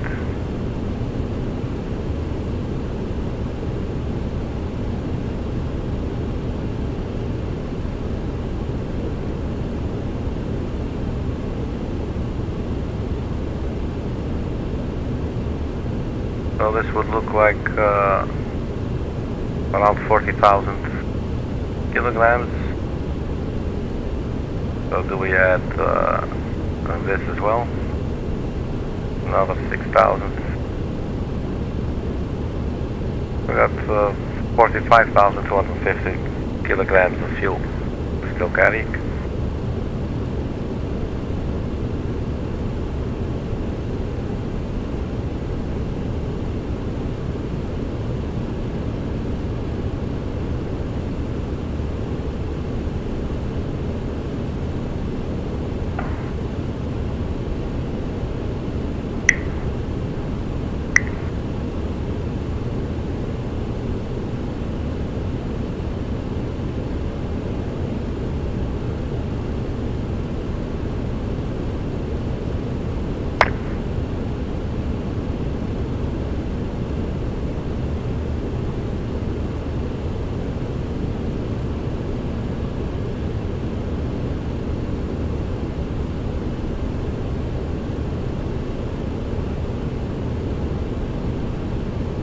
So I'm curious, I see in some of the aircraft that have the progress page, you can enter a specific waypoint in one of these. We don't need it now, so let's just leave it like it is. Secondary flight plan is also something I would like to look into at some point. Doesn't look like anything is loaded. Copy active. Clear secondary. And then obviously activate, which we do not want to do. Your F page, I didn't check that out. I think this is the same as in the Airbus A310 that we were flying. I believe that also has a ref page. You can see the aircraft status for the engines, the MD-11F, the engine type CF680C2.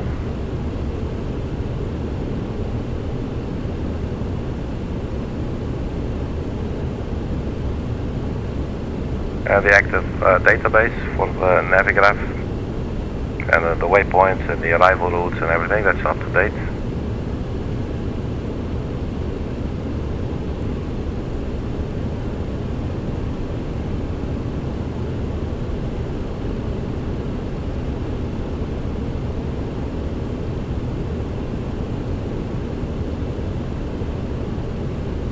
HC communications.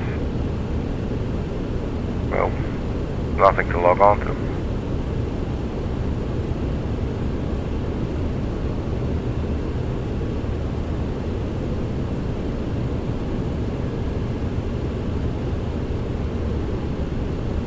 Navigate sometimes can be interesting. Papa Hotel November Lima.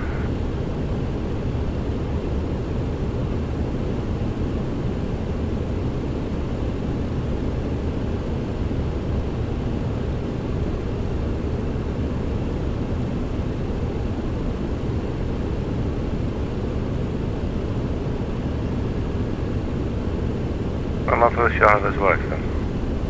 I thought you could just put in a waypoint. I've done it at some of these FMCs. You put in a waypoint, like a airport or something, and you just get information.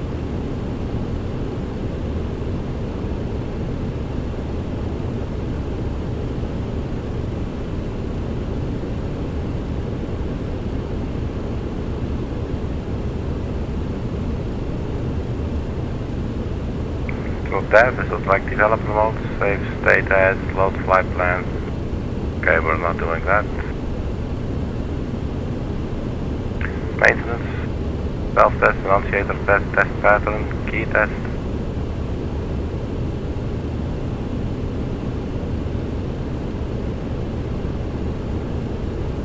I could just return.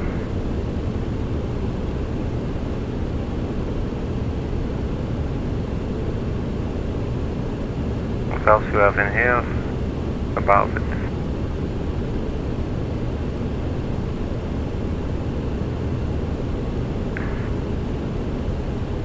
That was it there. What's engine out?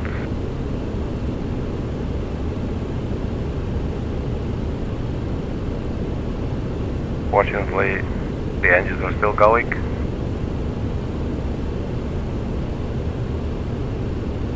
Let's keep this at flight plan. So we're at duets.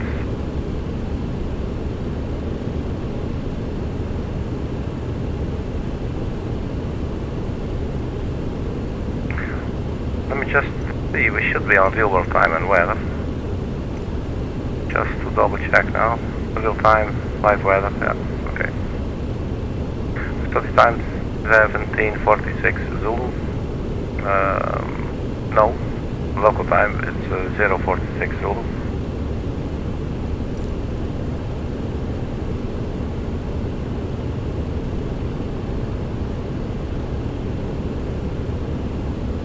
So in about 3 hours is the top of descent.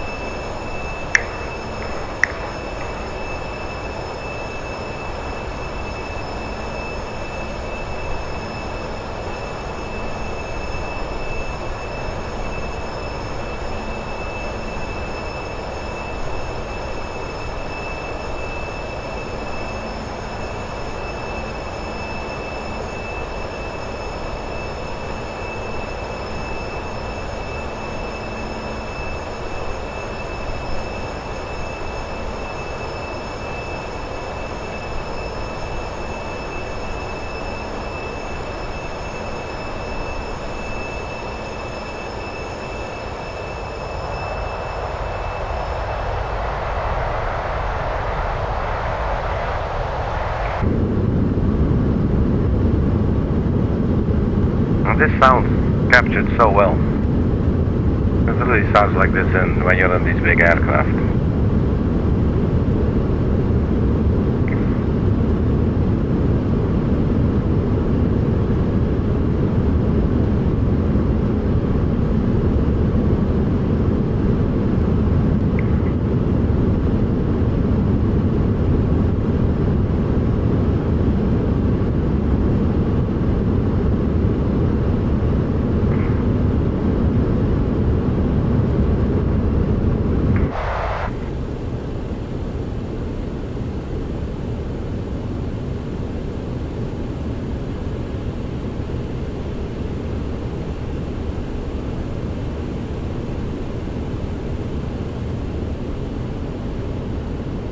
So there goes the sun.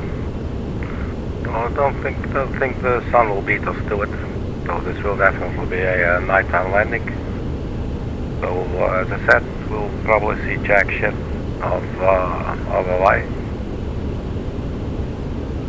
But we're not really going there for looking out of the window all that much.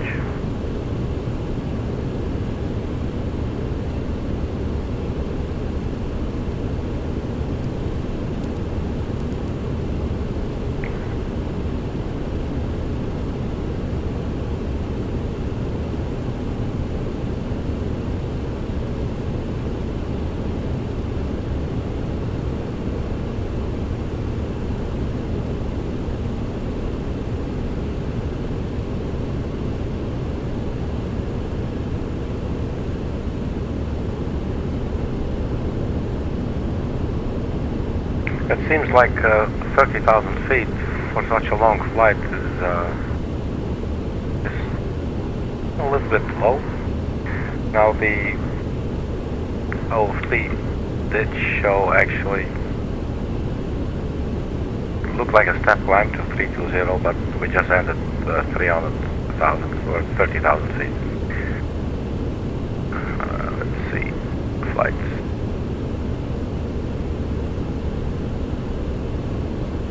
So after DADIE to flight level 320, I think.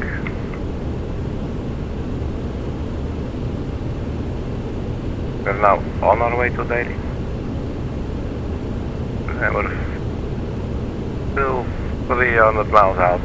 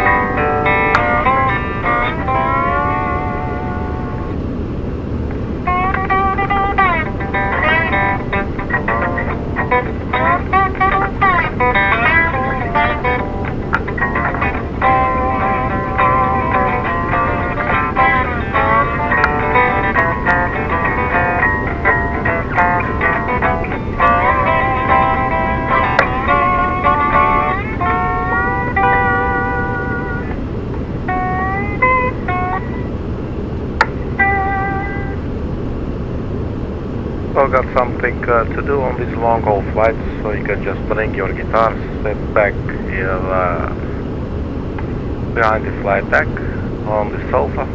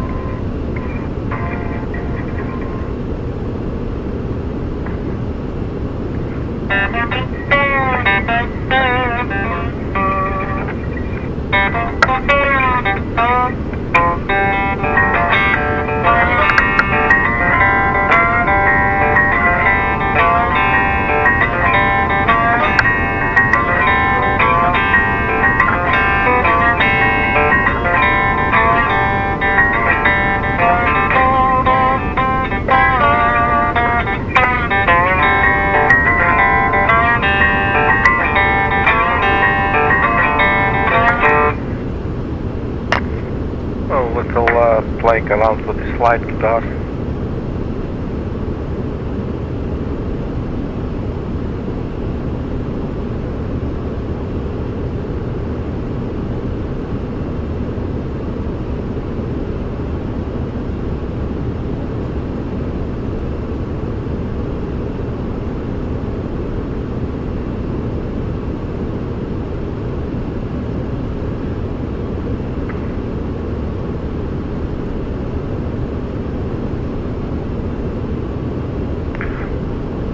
Definitely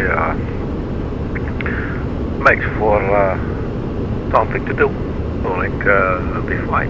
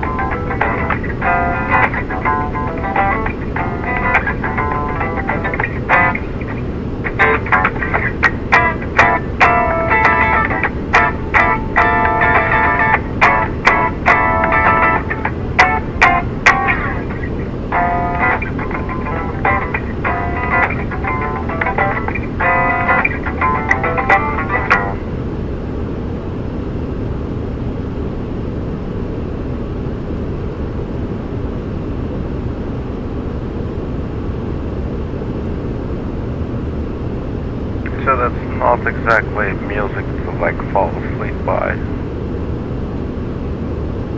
But that might make you move your body, you know?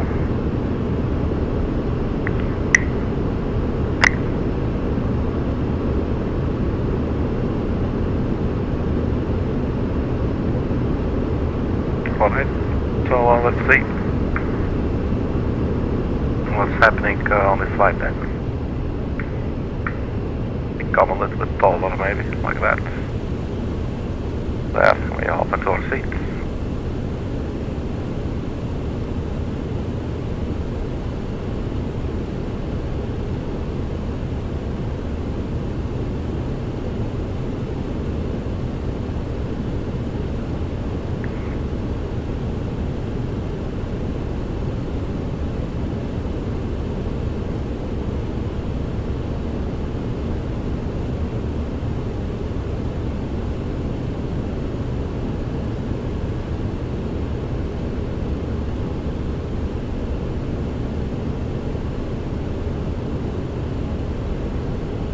I believe otherwise 04 wasn't it 04 right?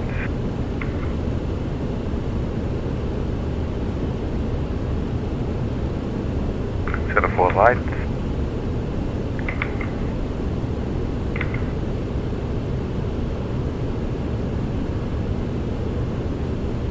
There we go, 04 right, slope 0.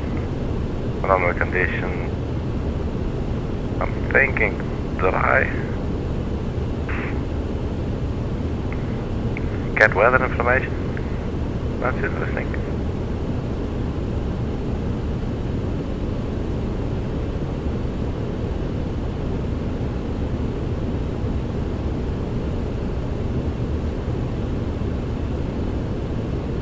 Landing weight. Where can we see the landing weight?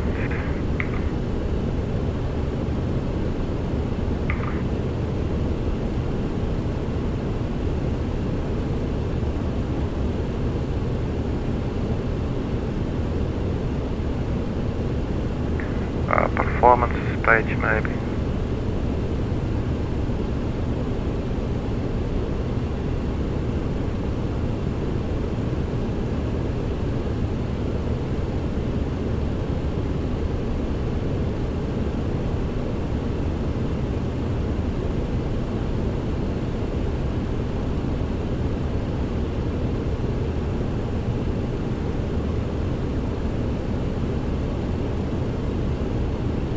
This will be the approach page.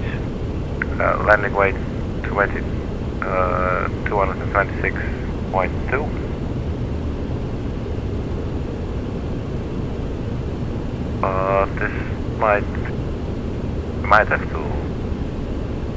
This might go down. Not really sure if this is fixed already. Probably it's not fixed and probably just burning fuel and losing weight, I would assume. Otherwise it's a fixed value and then we can just put that in. We'll just try it, we'll see what it looks like. 226.2. By the time we're done it must have changed if it will.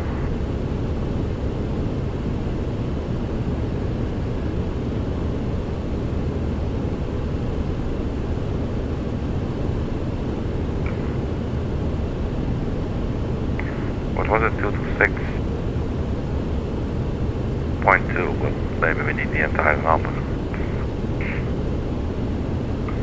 Let's just try this for now.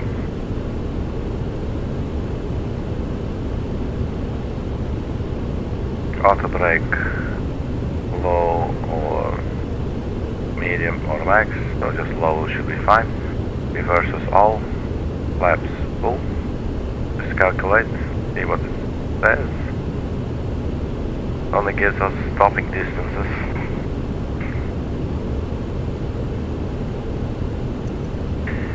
So let's see, estimated landing distance will be 2330 meters. The available landing distance is 24 meters. So that is not necessarily a whole lot, I would assume. Let's look at it. This looks perfectly fine. Wait, 04. That's the other ones. They're definitely a lot shorter. 204 right is then the best option out of those two. So now I'm curious, we've been playing around a little bit, so if you look at the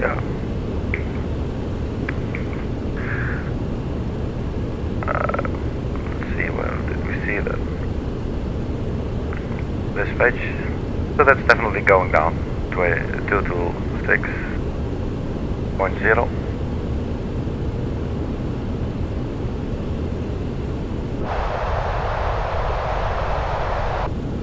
So then it makes sense that we need so much runway. So let's see if we can, for instance, try and calculate how much fuel do we need to burn. So they're saying when we arrive, let's use both these pages, so both these MCDUs. Let's see,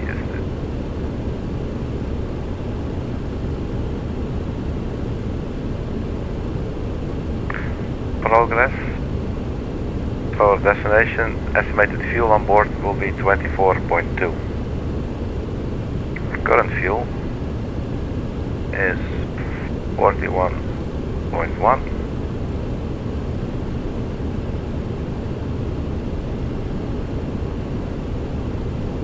So basically, yeah, got some fuel. 41100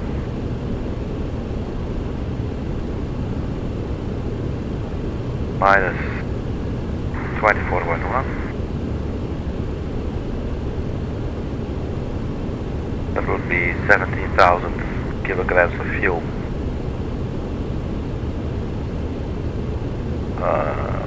What the hell am I calculating? I'm a very poor. I don't have a calculating brain. Let's see. So the landing weight would then have to be deducted, or yes, with the 17,000, I would think. So 22620.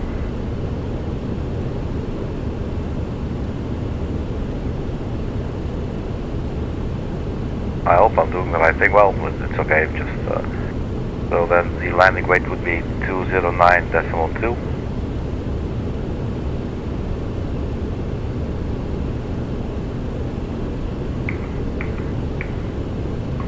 So 209.200. Something, just to put something there.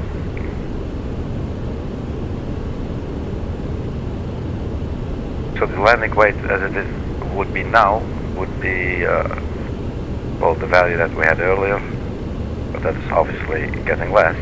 So I'm thinking if it keeps on getting less only because of the fuel, then it looks like we need to burn another 70,000 kilograms of fuel. And the number came from, so 70,000 kilograms of fuel from the estimated fuel on board and the fuel that we have now. So the difference is 17,000. So we track that from the landing weight. So we got some rough figures. So if you calculate then we need 2.1 kilometers for a landing.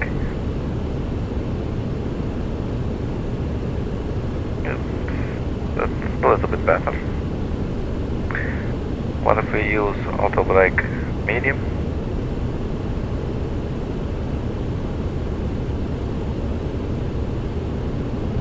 So maybe we'll use medium. That's pretty interesting. So there's also charts.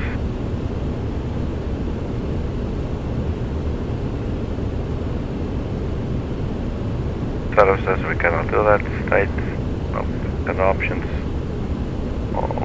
Wireless systems.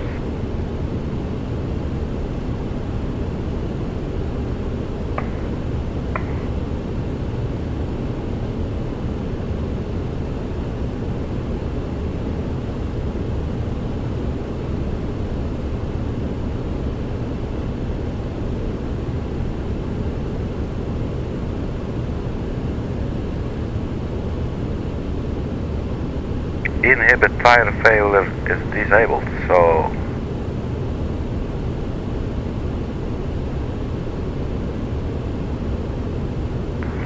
it is, so it might have tire failure.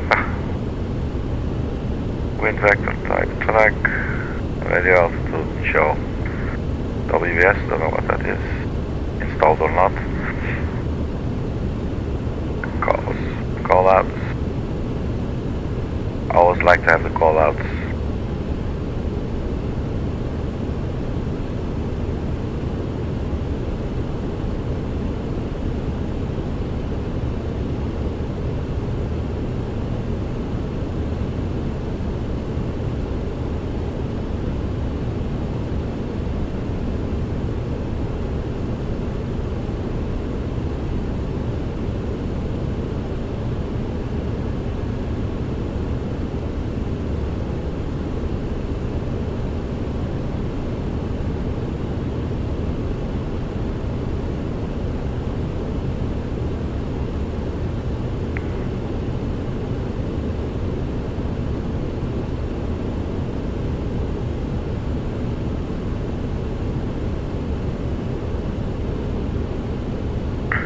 I would like a realistic parking brake behavior. Sync minimums, yeah. Show physical throttle position, always. Scroll acceleration, enabled or disabled. Okay, yeah, I think that's good. That's probably what I think it is. So we've saved it.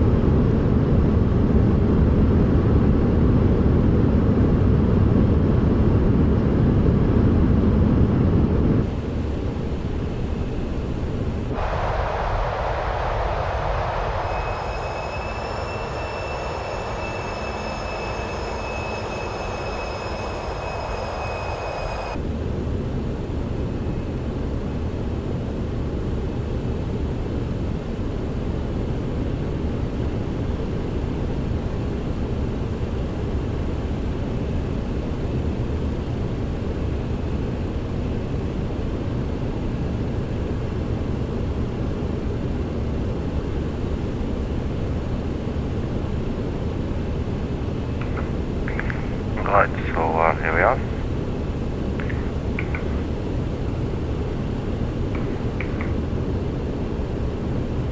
Top of descent, 461 miles, 53 minutes.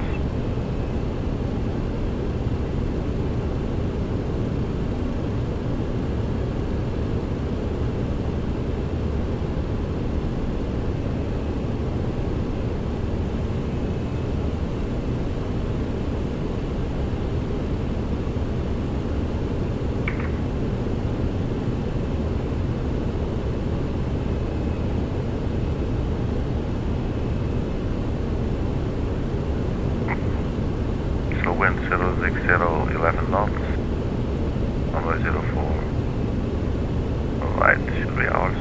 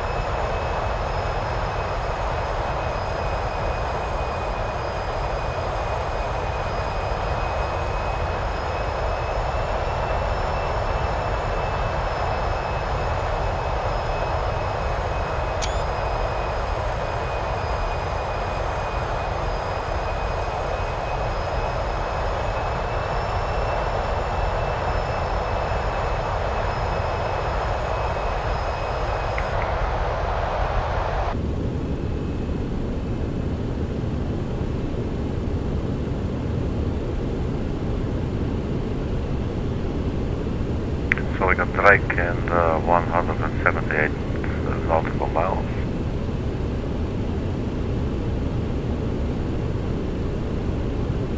Then dense, then to Lima, and then we start descending.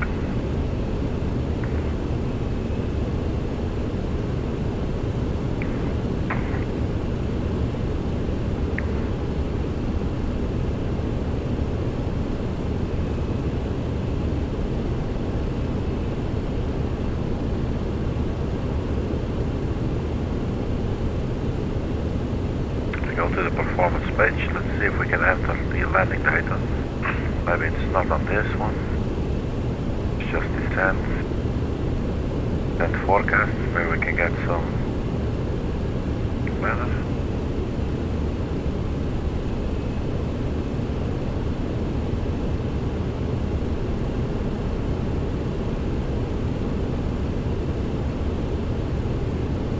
So takeoff approach.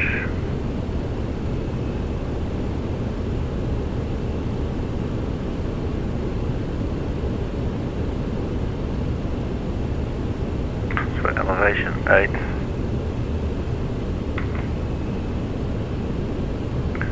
I'm guessing that is correct. Elevation 8, we're on runway 04 right.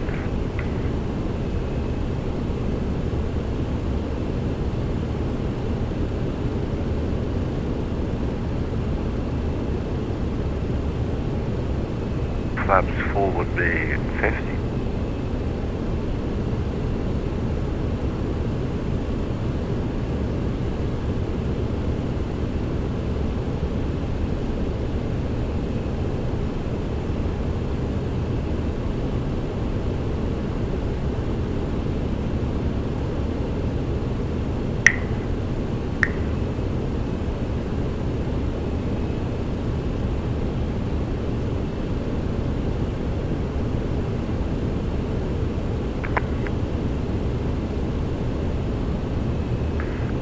We got VRF speed 155, approach speed 160. So 160 is what we should keep. We'll have flap 50, so it's flaps full. 160 knots for the approach speed.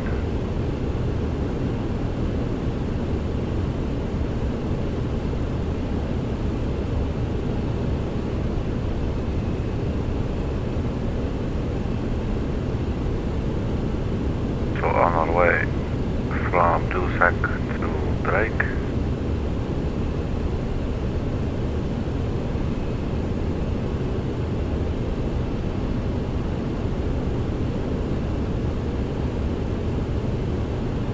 So basically once the top of descent comes, we'll descend to 17,000 feet for Joel.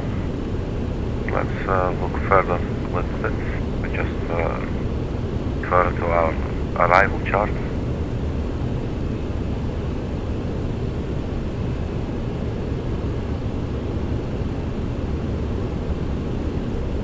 So Joel at or above 17,000 feet takes us to Babo.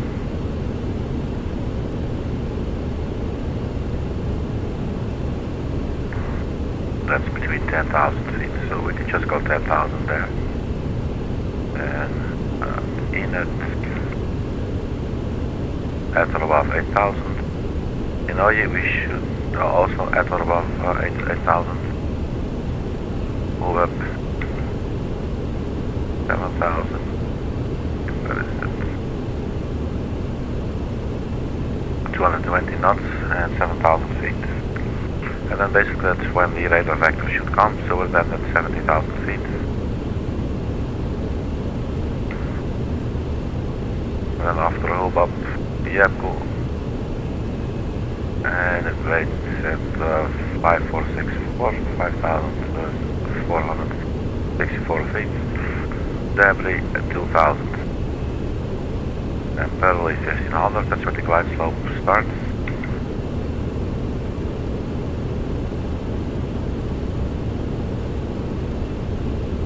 Derby 2000, Berley 1500 feet.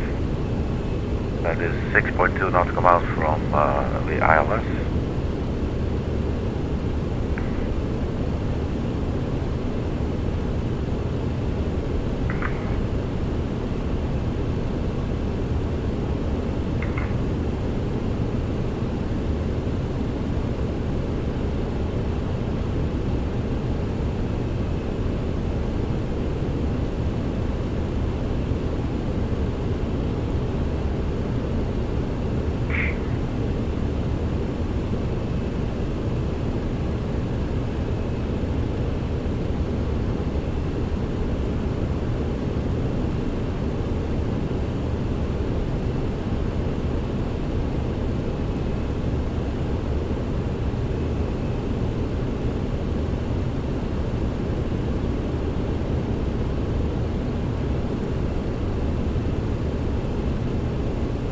So that's not having it, runway 04 right.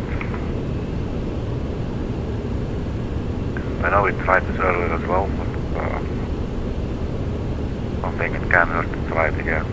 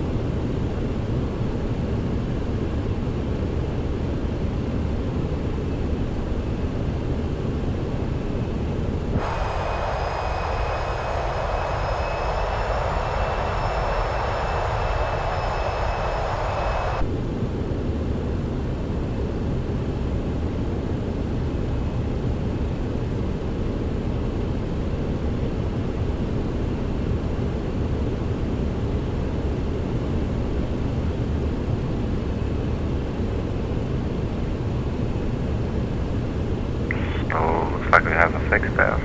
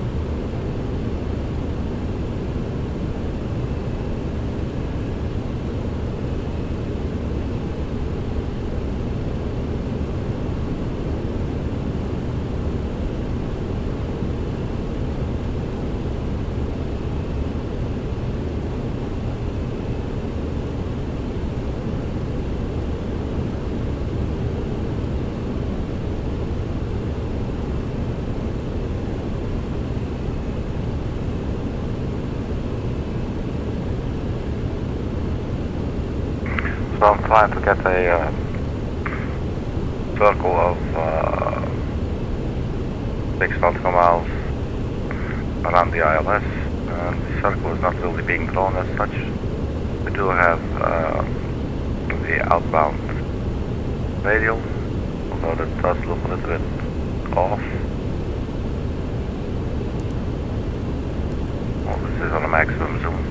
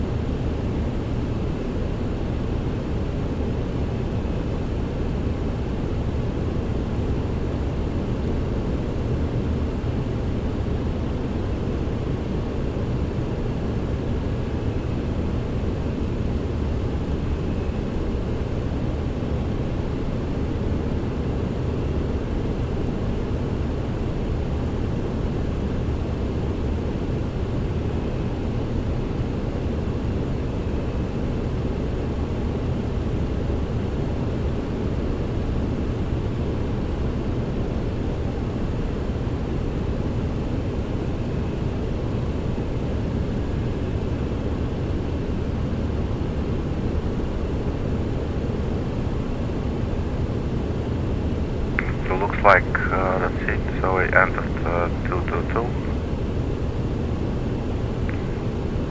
It's a little bit annoying that the view keeps going back.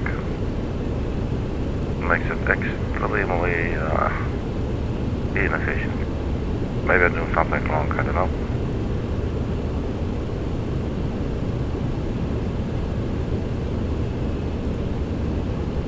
We can get to the fixed page on this side, so that's getting a little bit better. So 222, I'm thinking probably the runway heading would be reciprocal.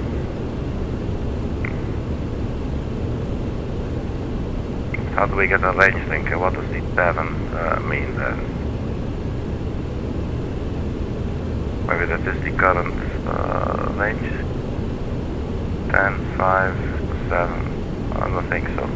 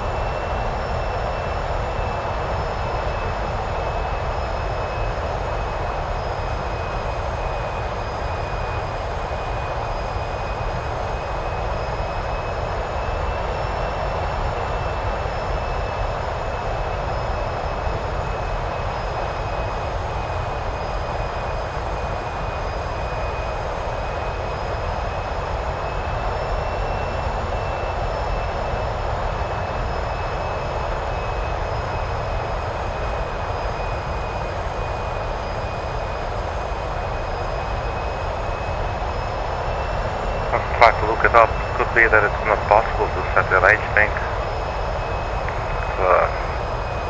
I'm not so sure. May have not exhausted all my resources though, but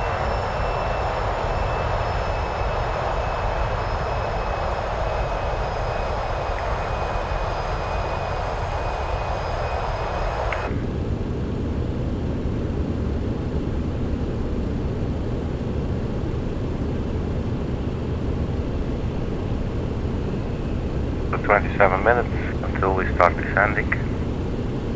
So we could pre-dial 17,000 feet as the first new altitude.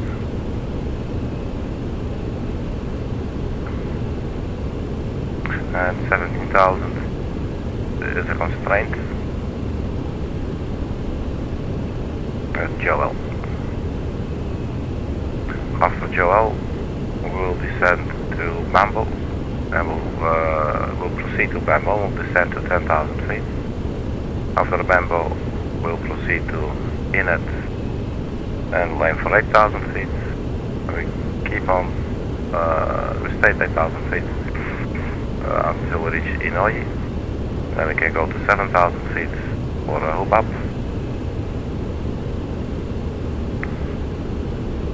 And then from hoob up to Derby, basically to 2,000 feet and 1,500, which is where the glide slope will start. Let's see if we have the data. I believe we do. 110.5042.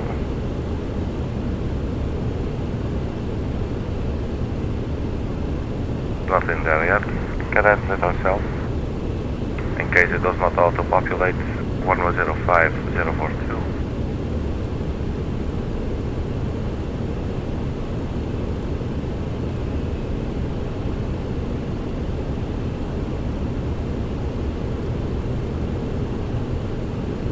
So 110.5042. So that is in. Not sure why it's saying localizer only. Is it something we should do? Or maybe at this moment it would be localizer only because we're not in range. I don't know. It is recognizing IIUM for the ILS identifier.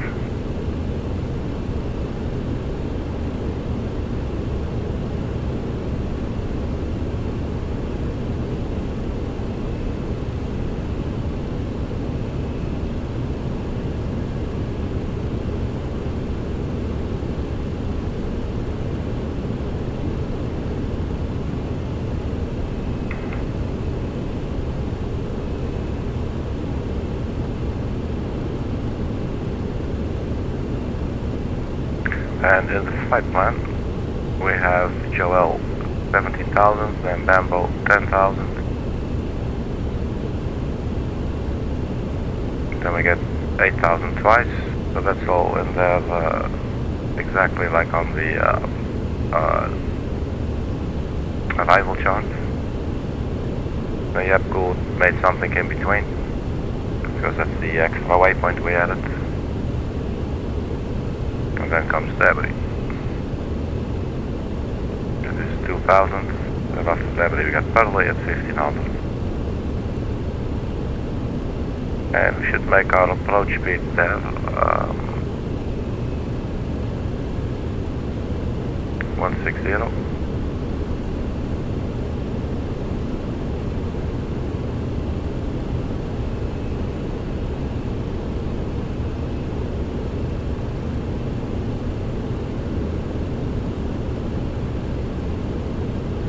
But it's not allowed. Interesting.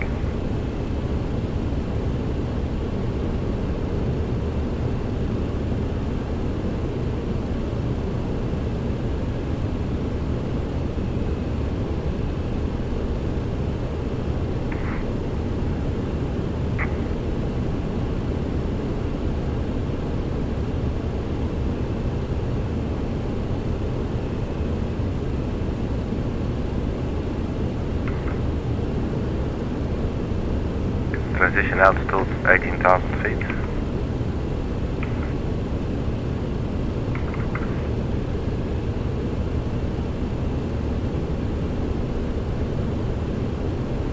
23 minutes.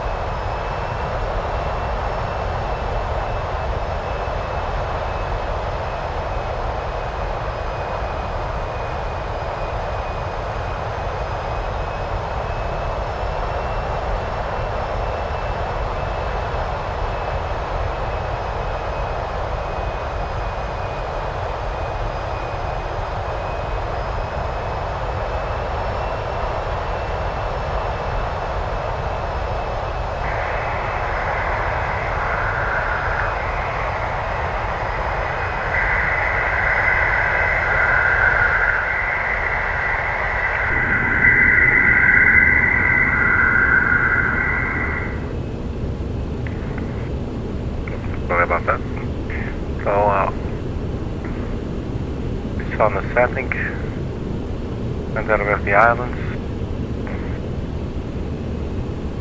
We're definitely getting closer.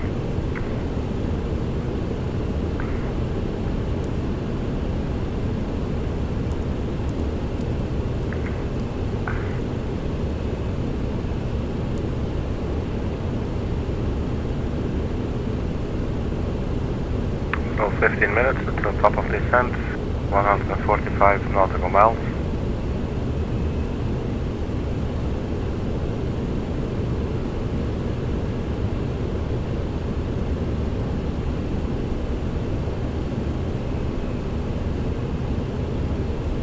So total fuel now, 16,000 kilograms. Am I seeing that correctly?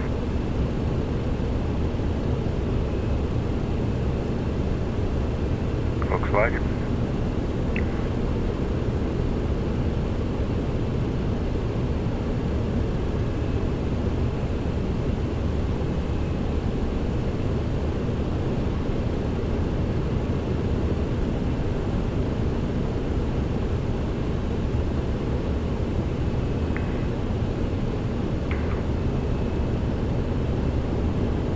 So the pressure is 1019.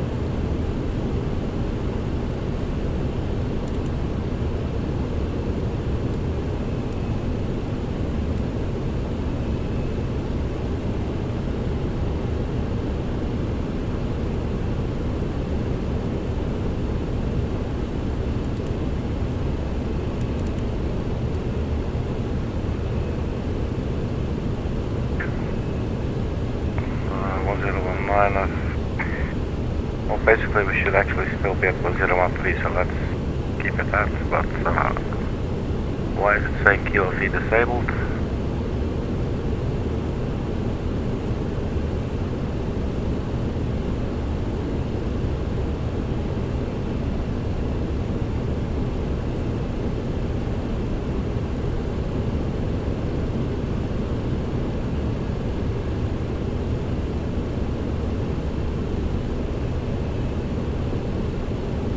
Button, okay.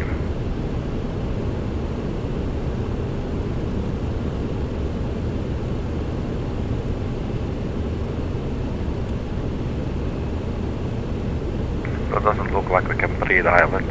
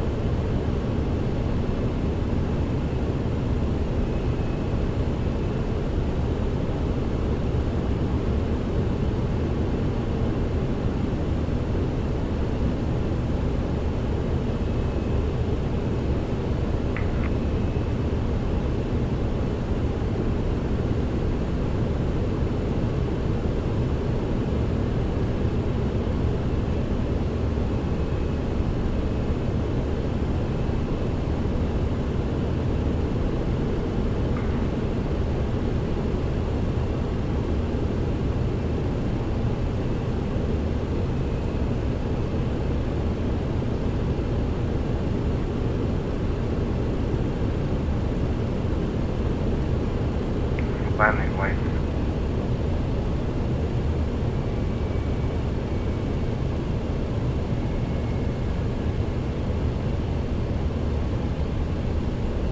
Speed 15, landing.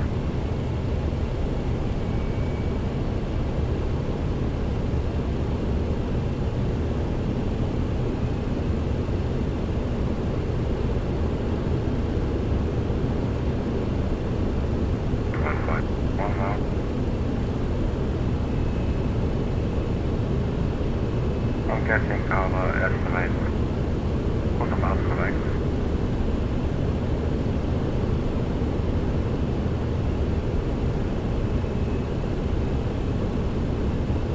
We also pretty low. Need 18 on me.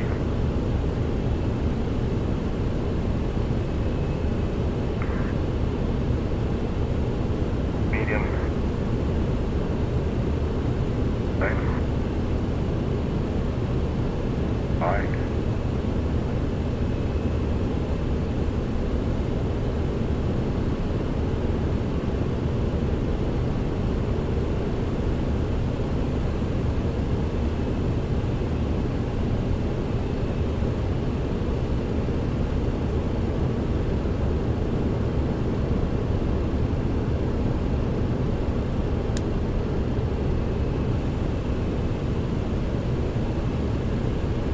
Let's put on the medium. Also correct.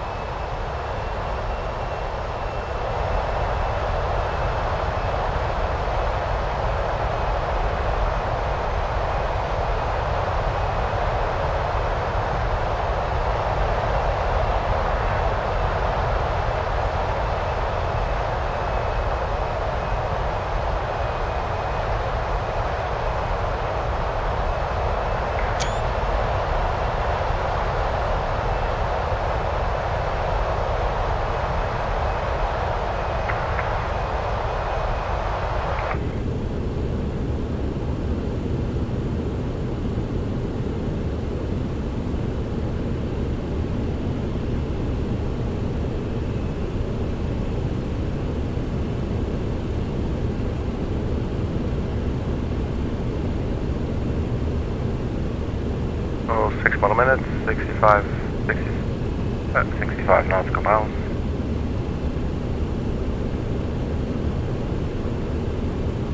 And then we'll just, I think we'll just, not sure if we can hit Prof or we do open descent, what you would call open descent in the Airbus. If I say profile to 17,000.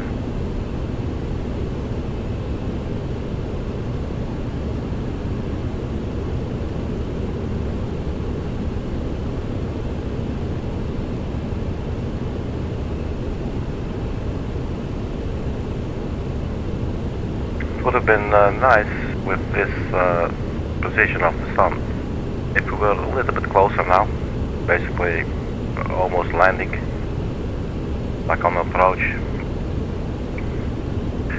So this will provide nice visuals of the island, and you'll have nice shadows. And I'm thinking by the time we're there, probably the sun is a lot, well, going to be a lot lower, it might even be below the horizon.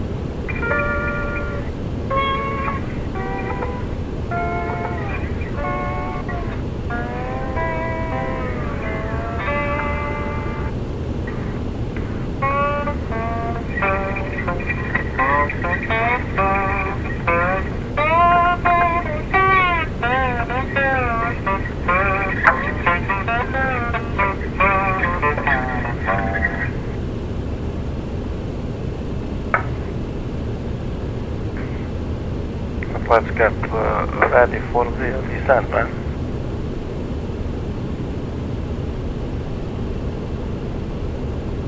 Three more minutes, 39 miles.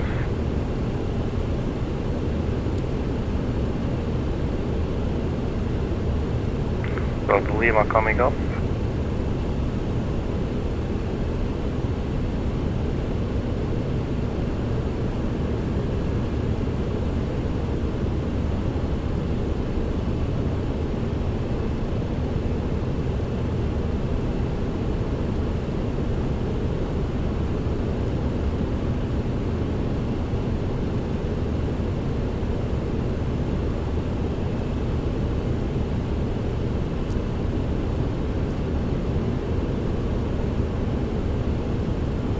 House, you can get FD2, flight director 2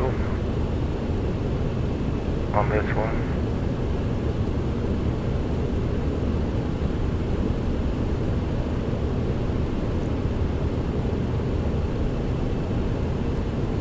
Oh, not really sure. That's nothing to worry about now. Go to Lima, 3.5 miles. And about a minute to go till the top of descent.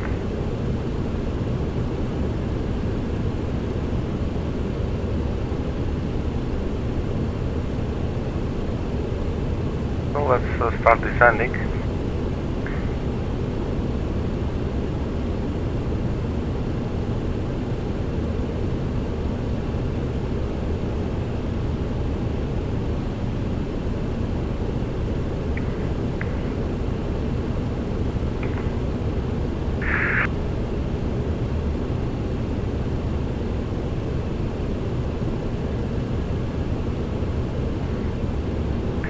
My apologies there, I had to sneeze.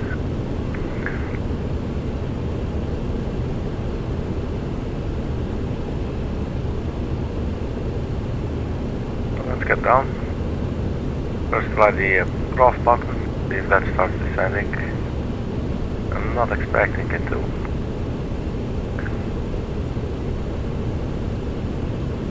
So for now it's on idle climb. Can we push it maybe?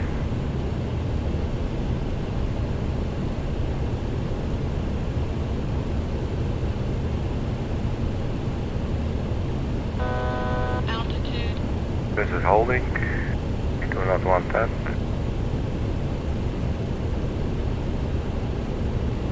This is pulling.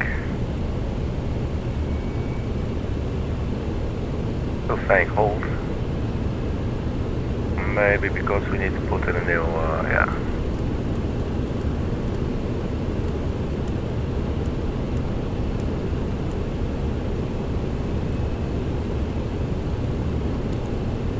And now put it on cross, what will it do?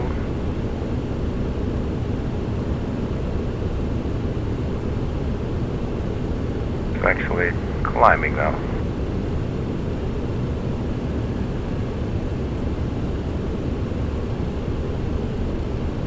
We'll just do this, like an open climb kind of thing. Idle climb 17,000 feet, and we just monitor.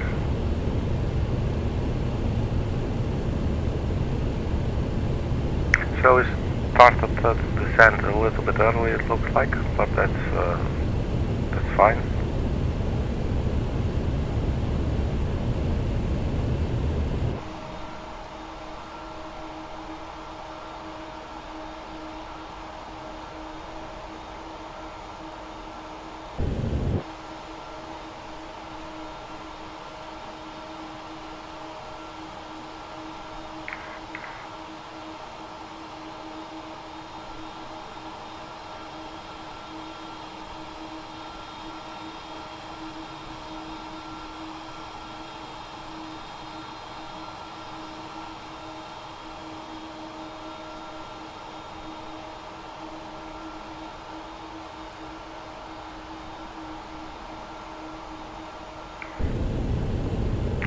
We're definitely having a nice sunset.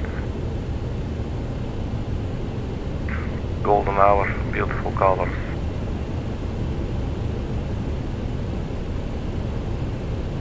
So we keep on descending, 17,000. Joel was up in 23 miles.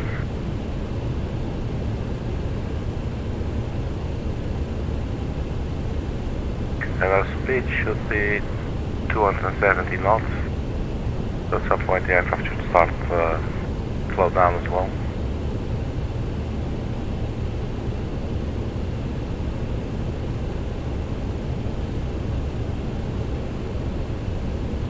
I'm thinking let's use a little bit of speed brake.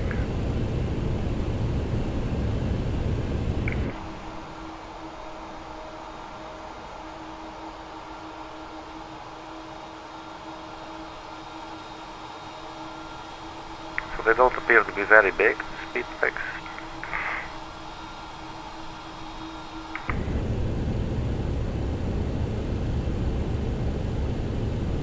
We are at 18,400. I'm leaving these speed brakes out for a little bit. Altitude. I can let go now. So 17,000, so I can go to local QNH. 1019.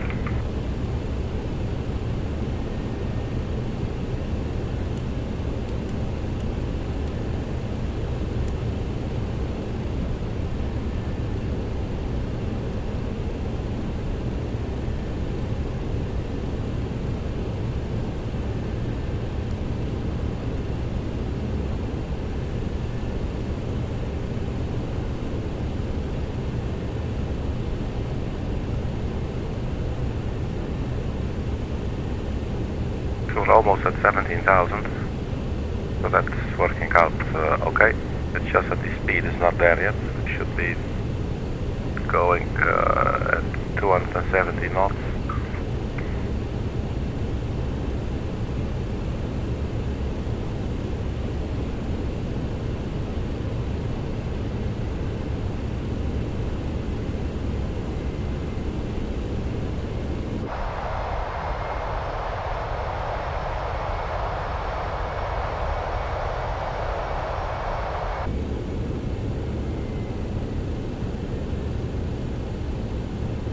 Now the engines are going lower.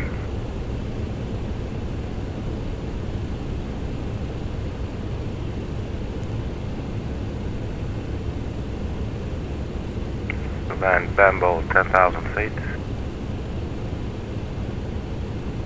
The speed is trying to get into the correct range now, 270 knots.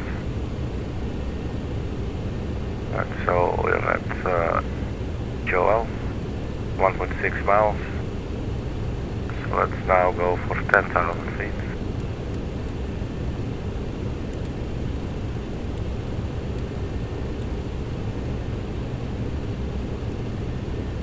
We go open descent again, or idle clamp, what it's called here.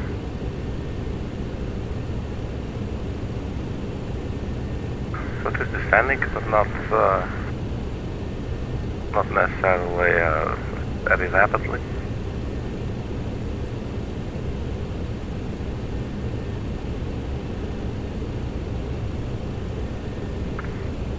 Let's try vertical speed.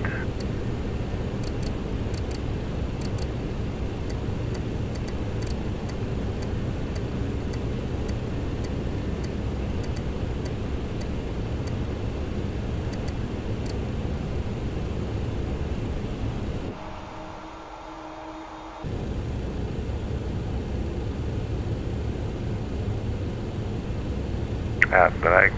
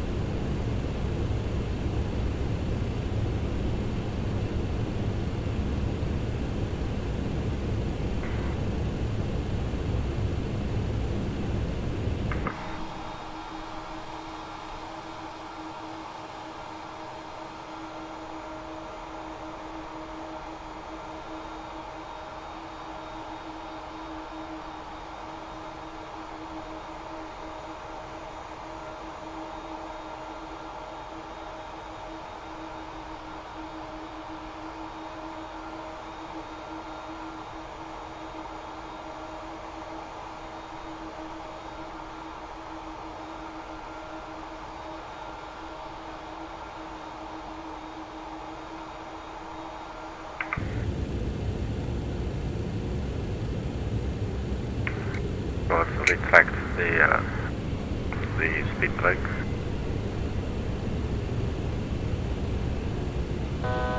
Altitude.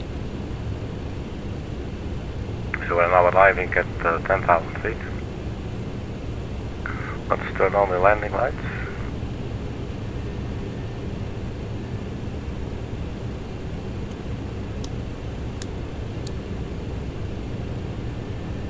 And maybe we can start up the APU.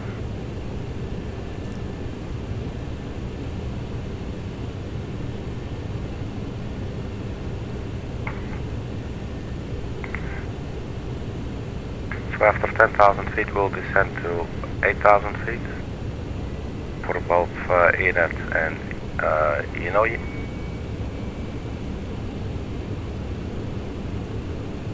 So we're on our way to Bambo. Our speed should be 250 and we are 4.5 miles out, so I would like to see the engines to start decelerating. It looks like that's what they're doing now.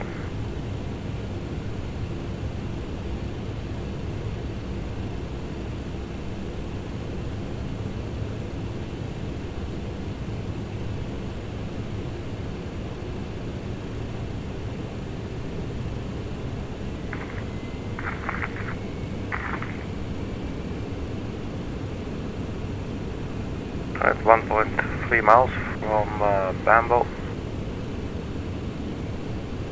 We're gonna go to 8,000 feet. There's Hawaii.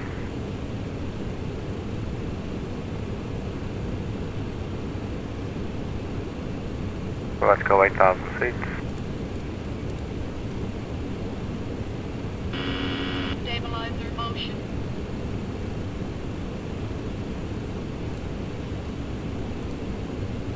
We'll be descending to 8,000. Speed will maintain 250 knots.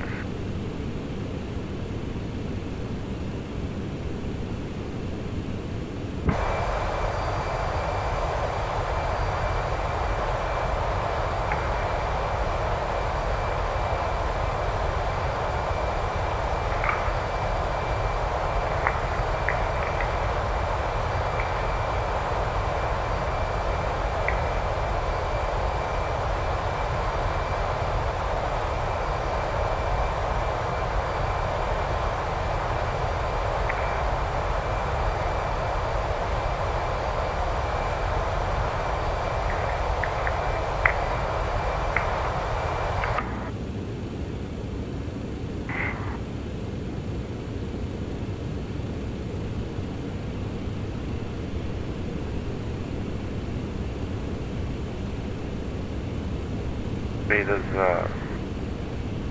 increasing, so let's have some drag by extending the speed brakes.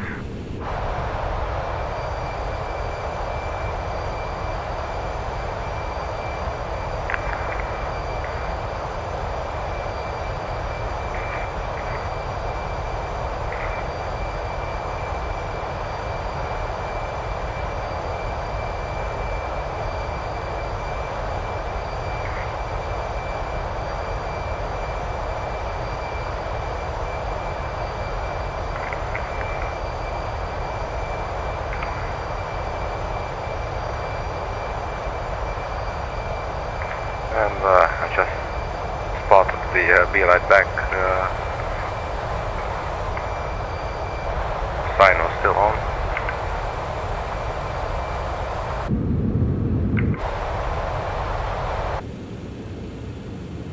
So that is actually, I think that's actually our airport. And we will have one of these two smaller runways, the one closest to us. So, still on the way to Inouye, 1.4 miles. Zoom in a little bit more.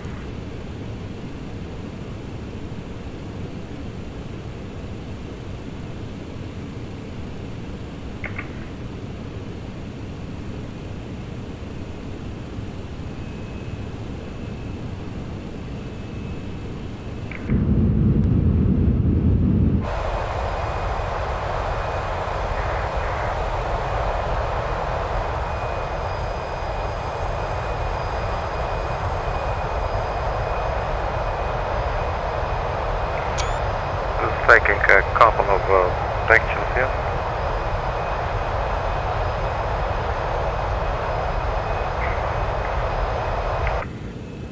Right, let's get back to the flight deck. On the way to Inouye, that's 3.5 nautical miles. Speed's now going to 230. We're still at 8,000 feet. Then after 8,000 feet we'll descend further to 7,000 feet. Let's pre-dial that. I don't have to activate just yet.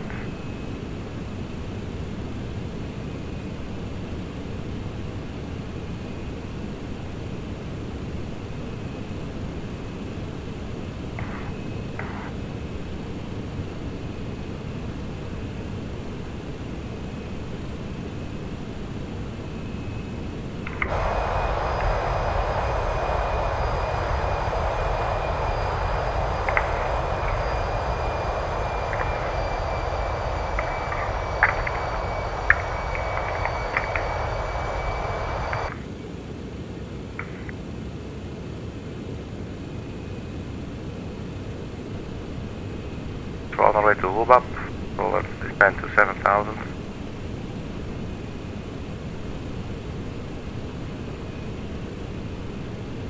And the speed brake is still out. Let's retract them for a bit.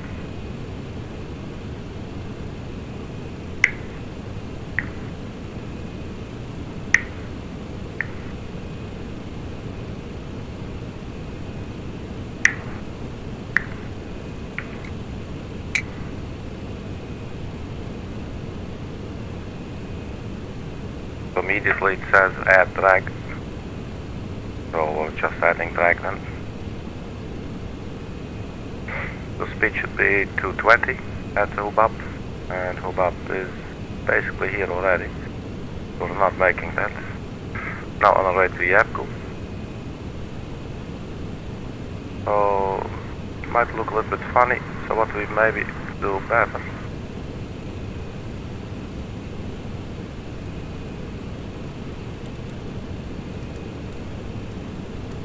Let's go with this heading. Let's go heading mode for a little bit.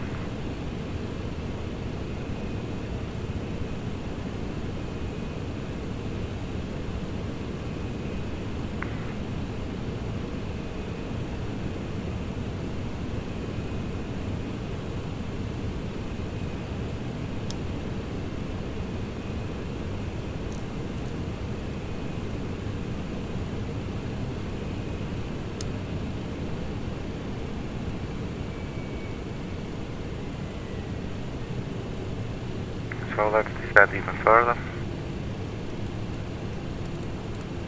So what would come after Hubab? Let's say DADIE, 2,000 feet. We'll just go 2,000 feet.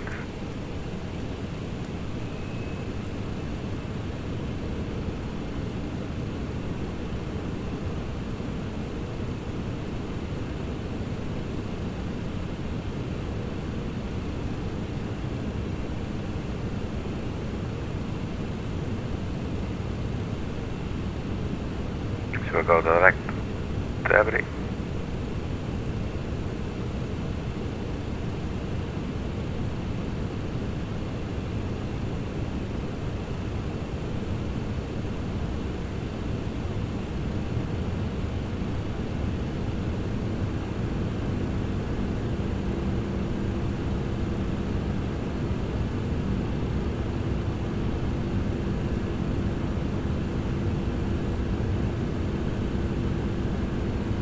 Speed's definitely increasing a lot here now.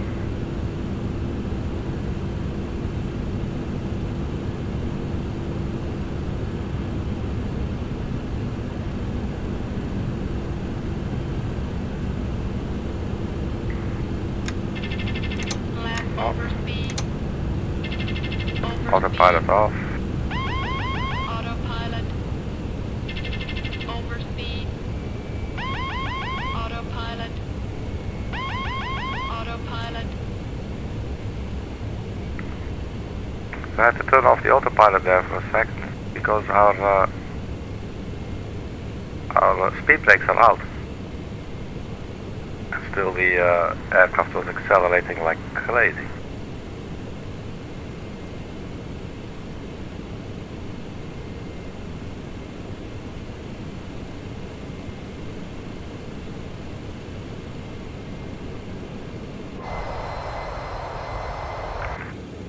Trying a little bit of head flying there for a bit.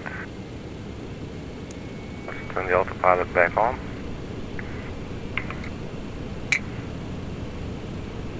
And then see if we can go there.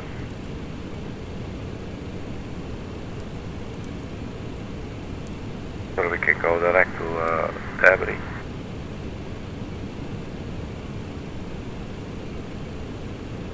And we can arm the localizer. I'm guessing that's just the approach land button.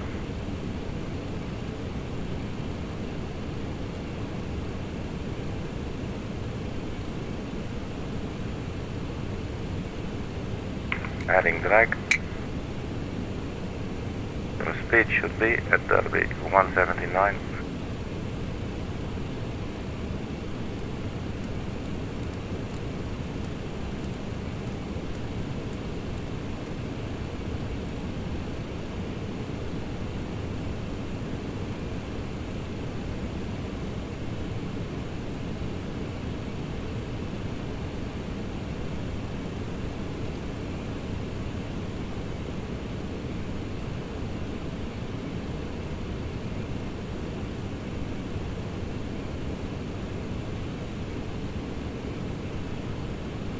So now we just need to get below the glide slope.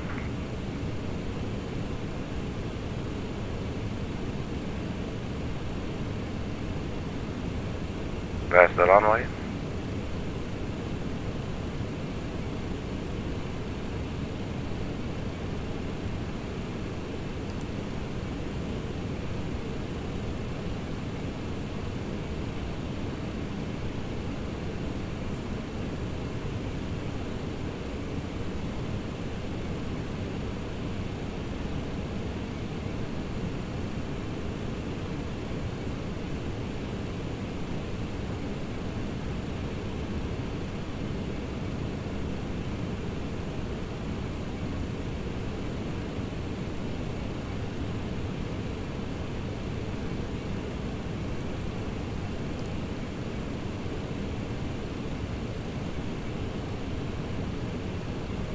So I'm not sure why it's not getting the glide slope now, or the localizer. The runway should be to the right there, so let's just... Autopilot. So yeah, it might be a really shit landing, Autopilot. which basically was the last flight as well.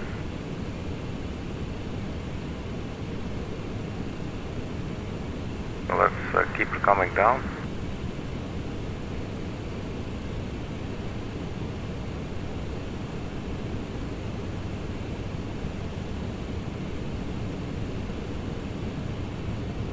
I think I actually lost the runway.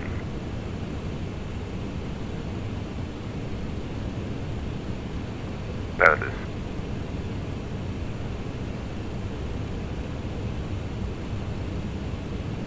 So the speed is like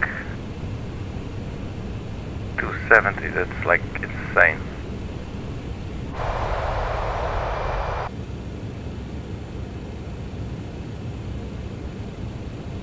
I really don't understand. We got the speed brakes out.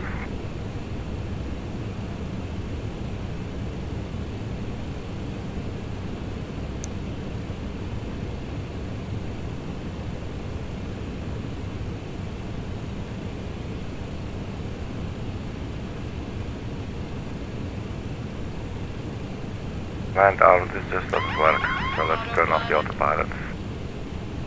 We do have a glide slope indicator, but our speed is so high, man. I really do not understand why it's not responding.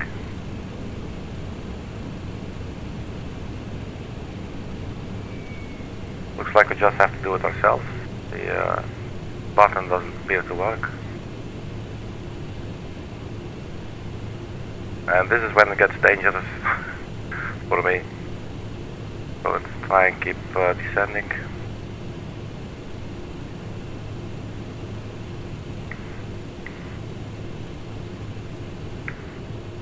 So 3,000, so we're quite high.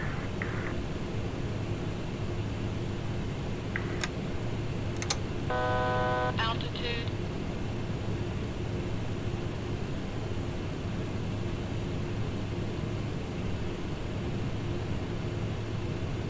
$2,500.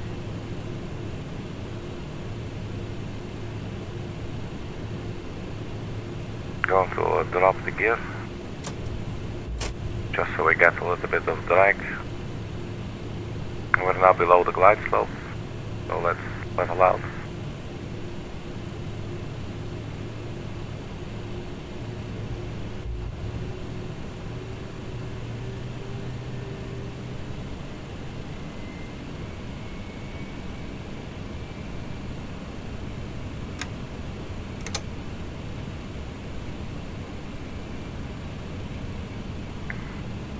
Okay, retracting the speed brake, and let's arm the speed brake as well.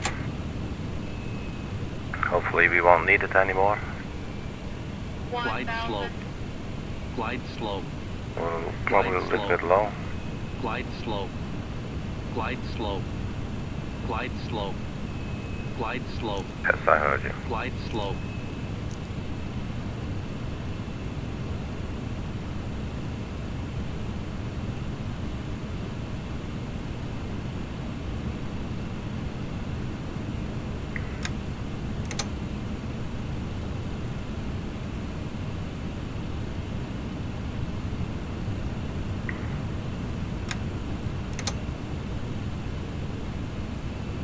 not the landing or the final approach I had hoped for. Going full flaps. Still a little bit below the glide slope here. 400. Getting hard to control. Approaching minimum. 300.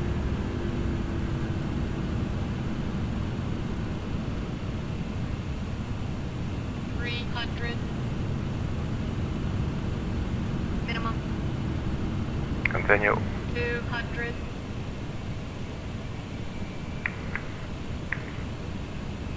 100. 50. 40. 30. Sink rate. 20. 10. Sink rate.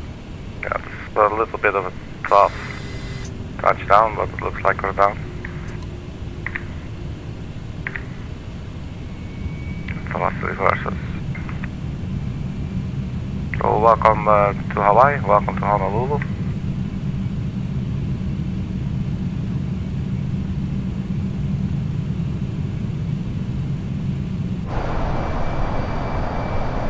Here we are.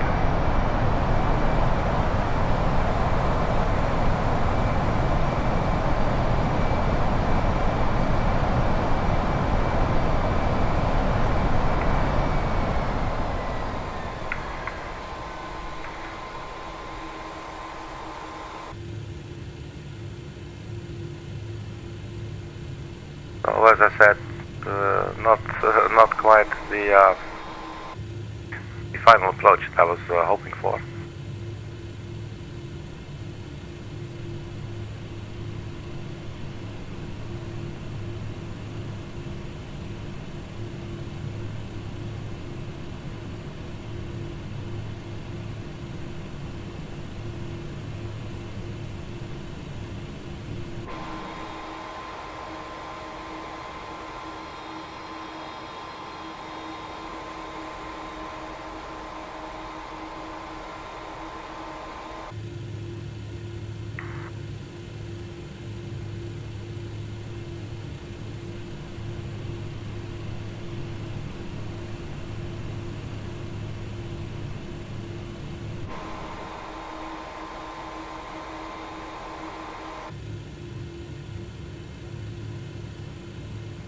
Oh, there's another UPS standing right there.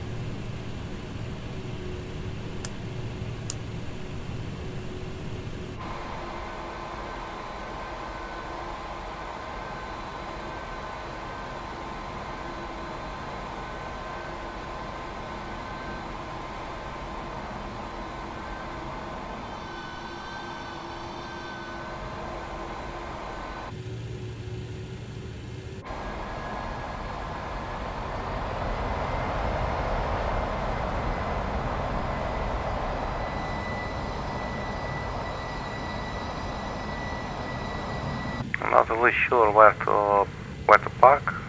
Let's just take a ride here.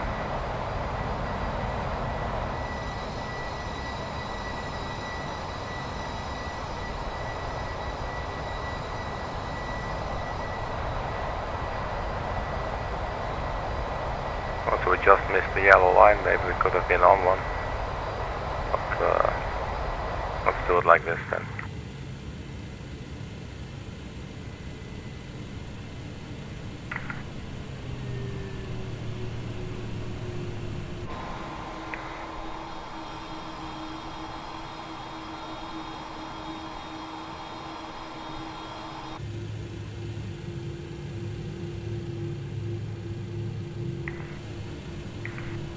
Right parking brake.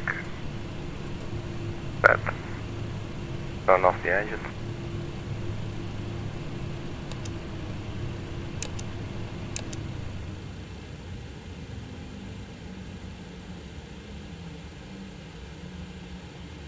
APU is available, APU bleed. Turn on the dome lights.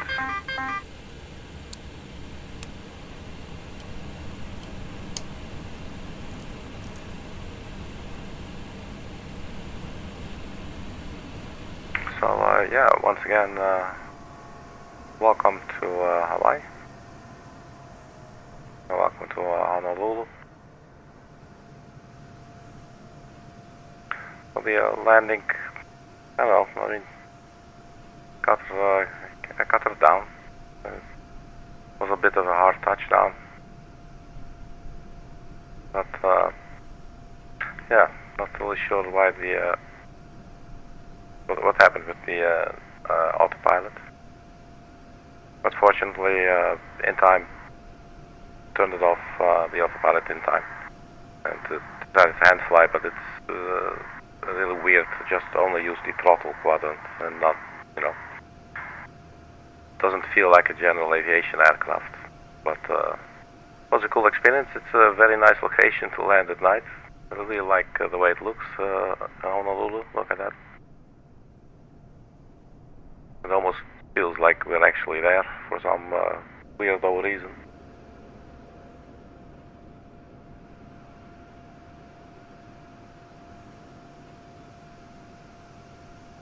So yeah, this airplane for me is also quite a challenge. And a very nice challenge as well.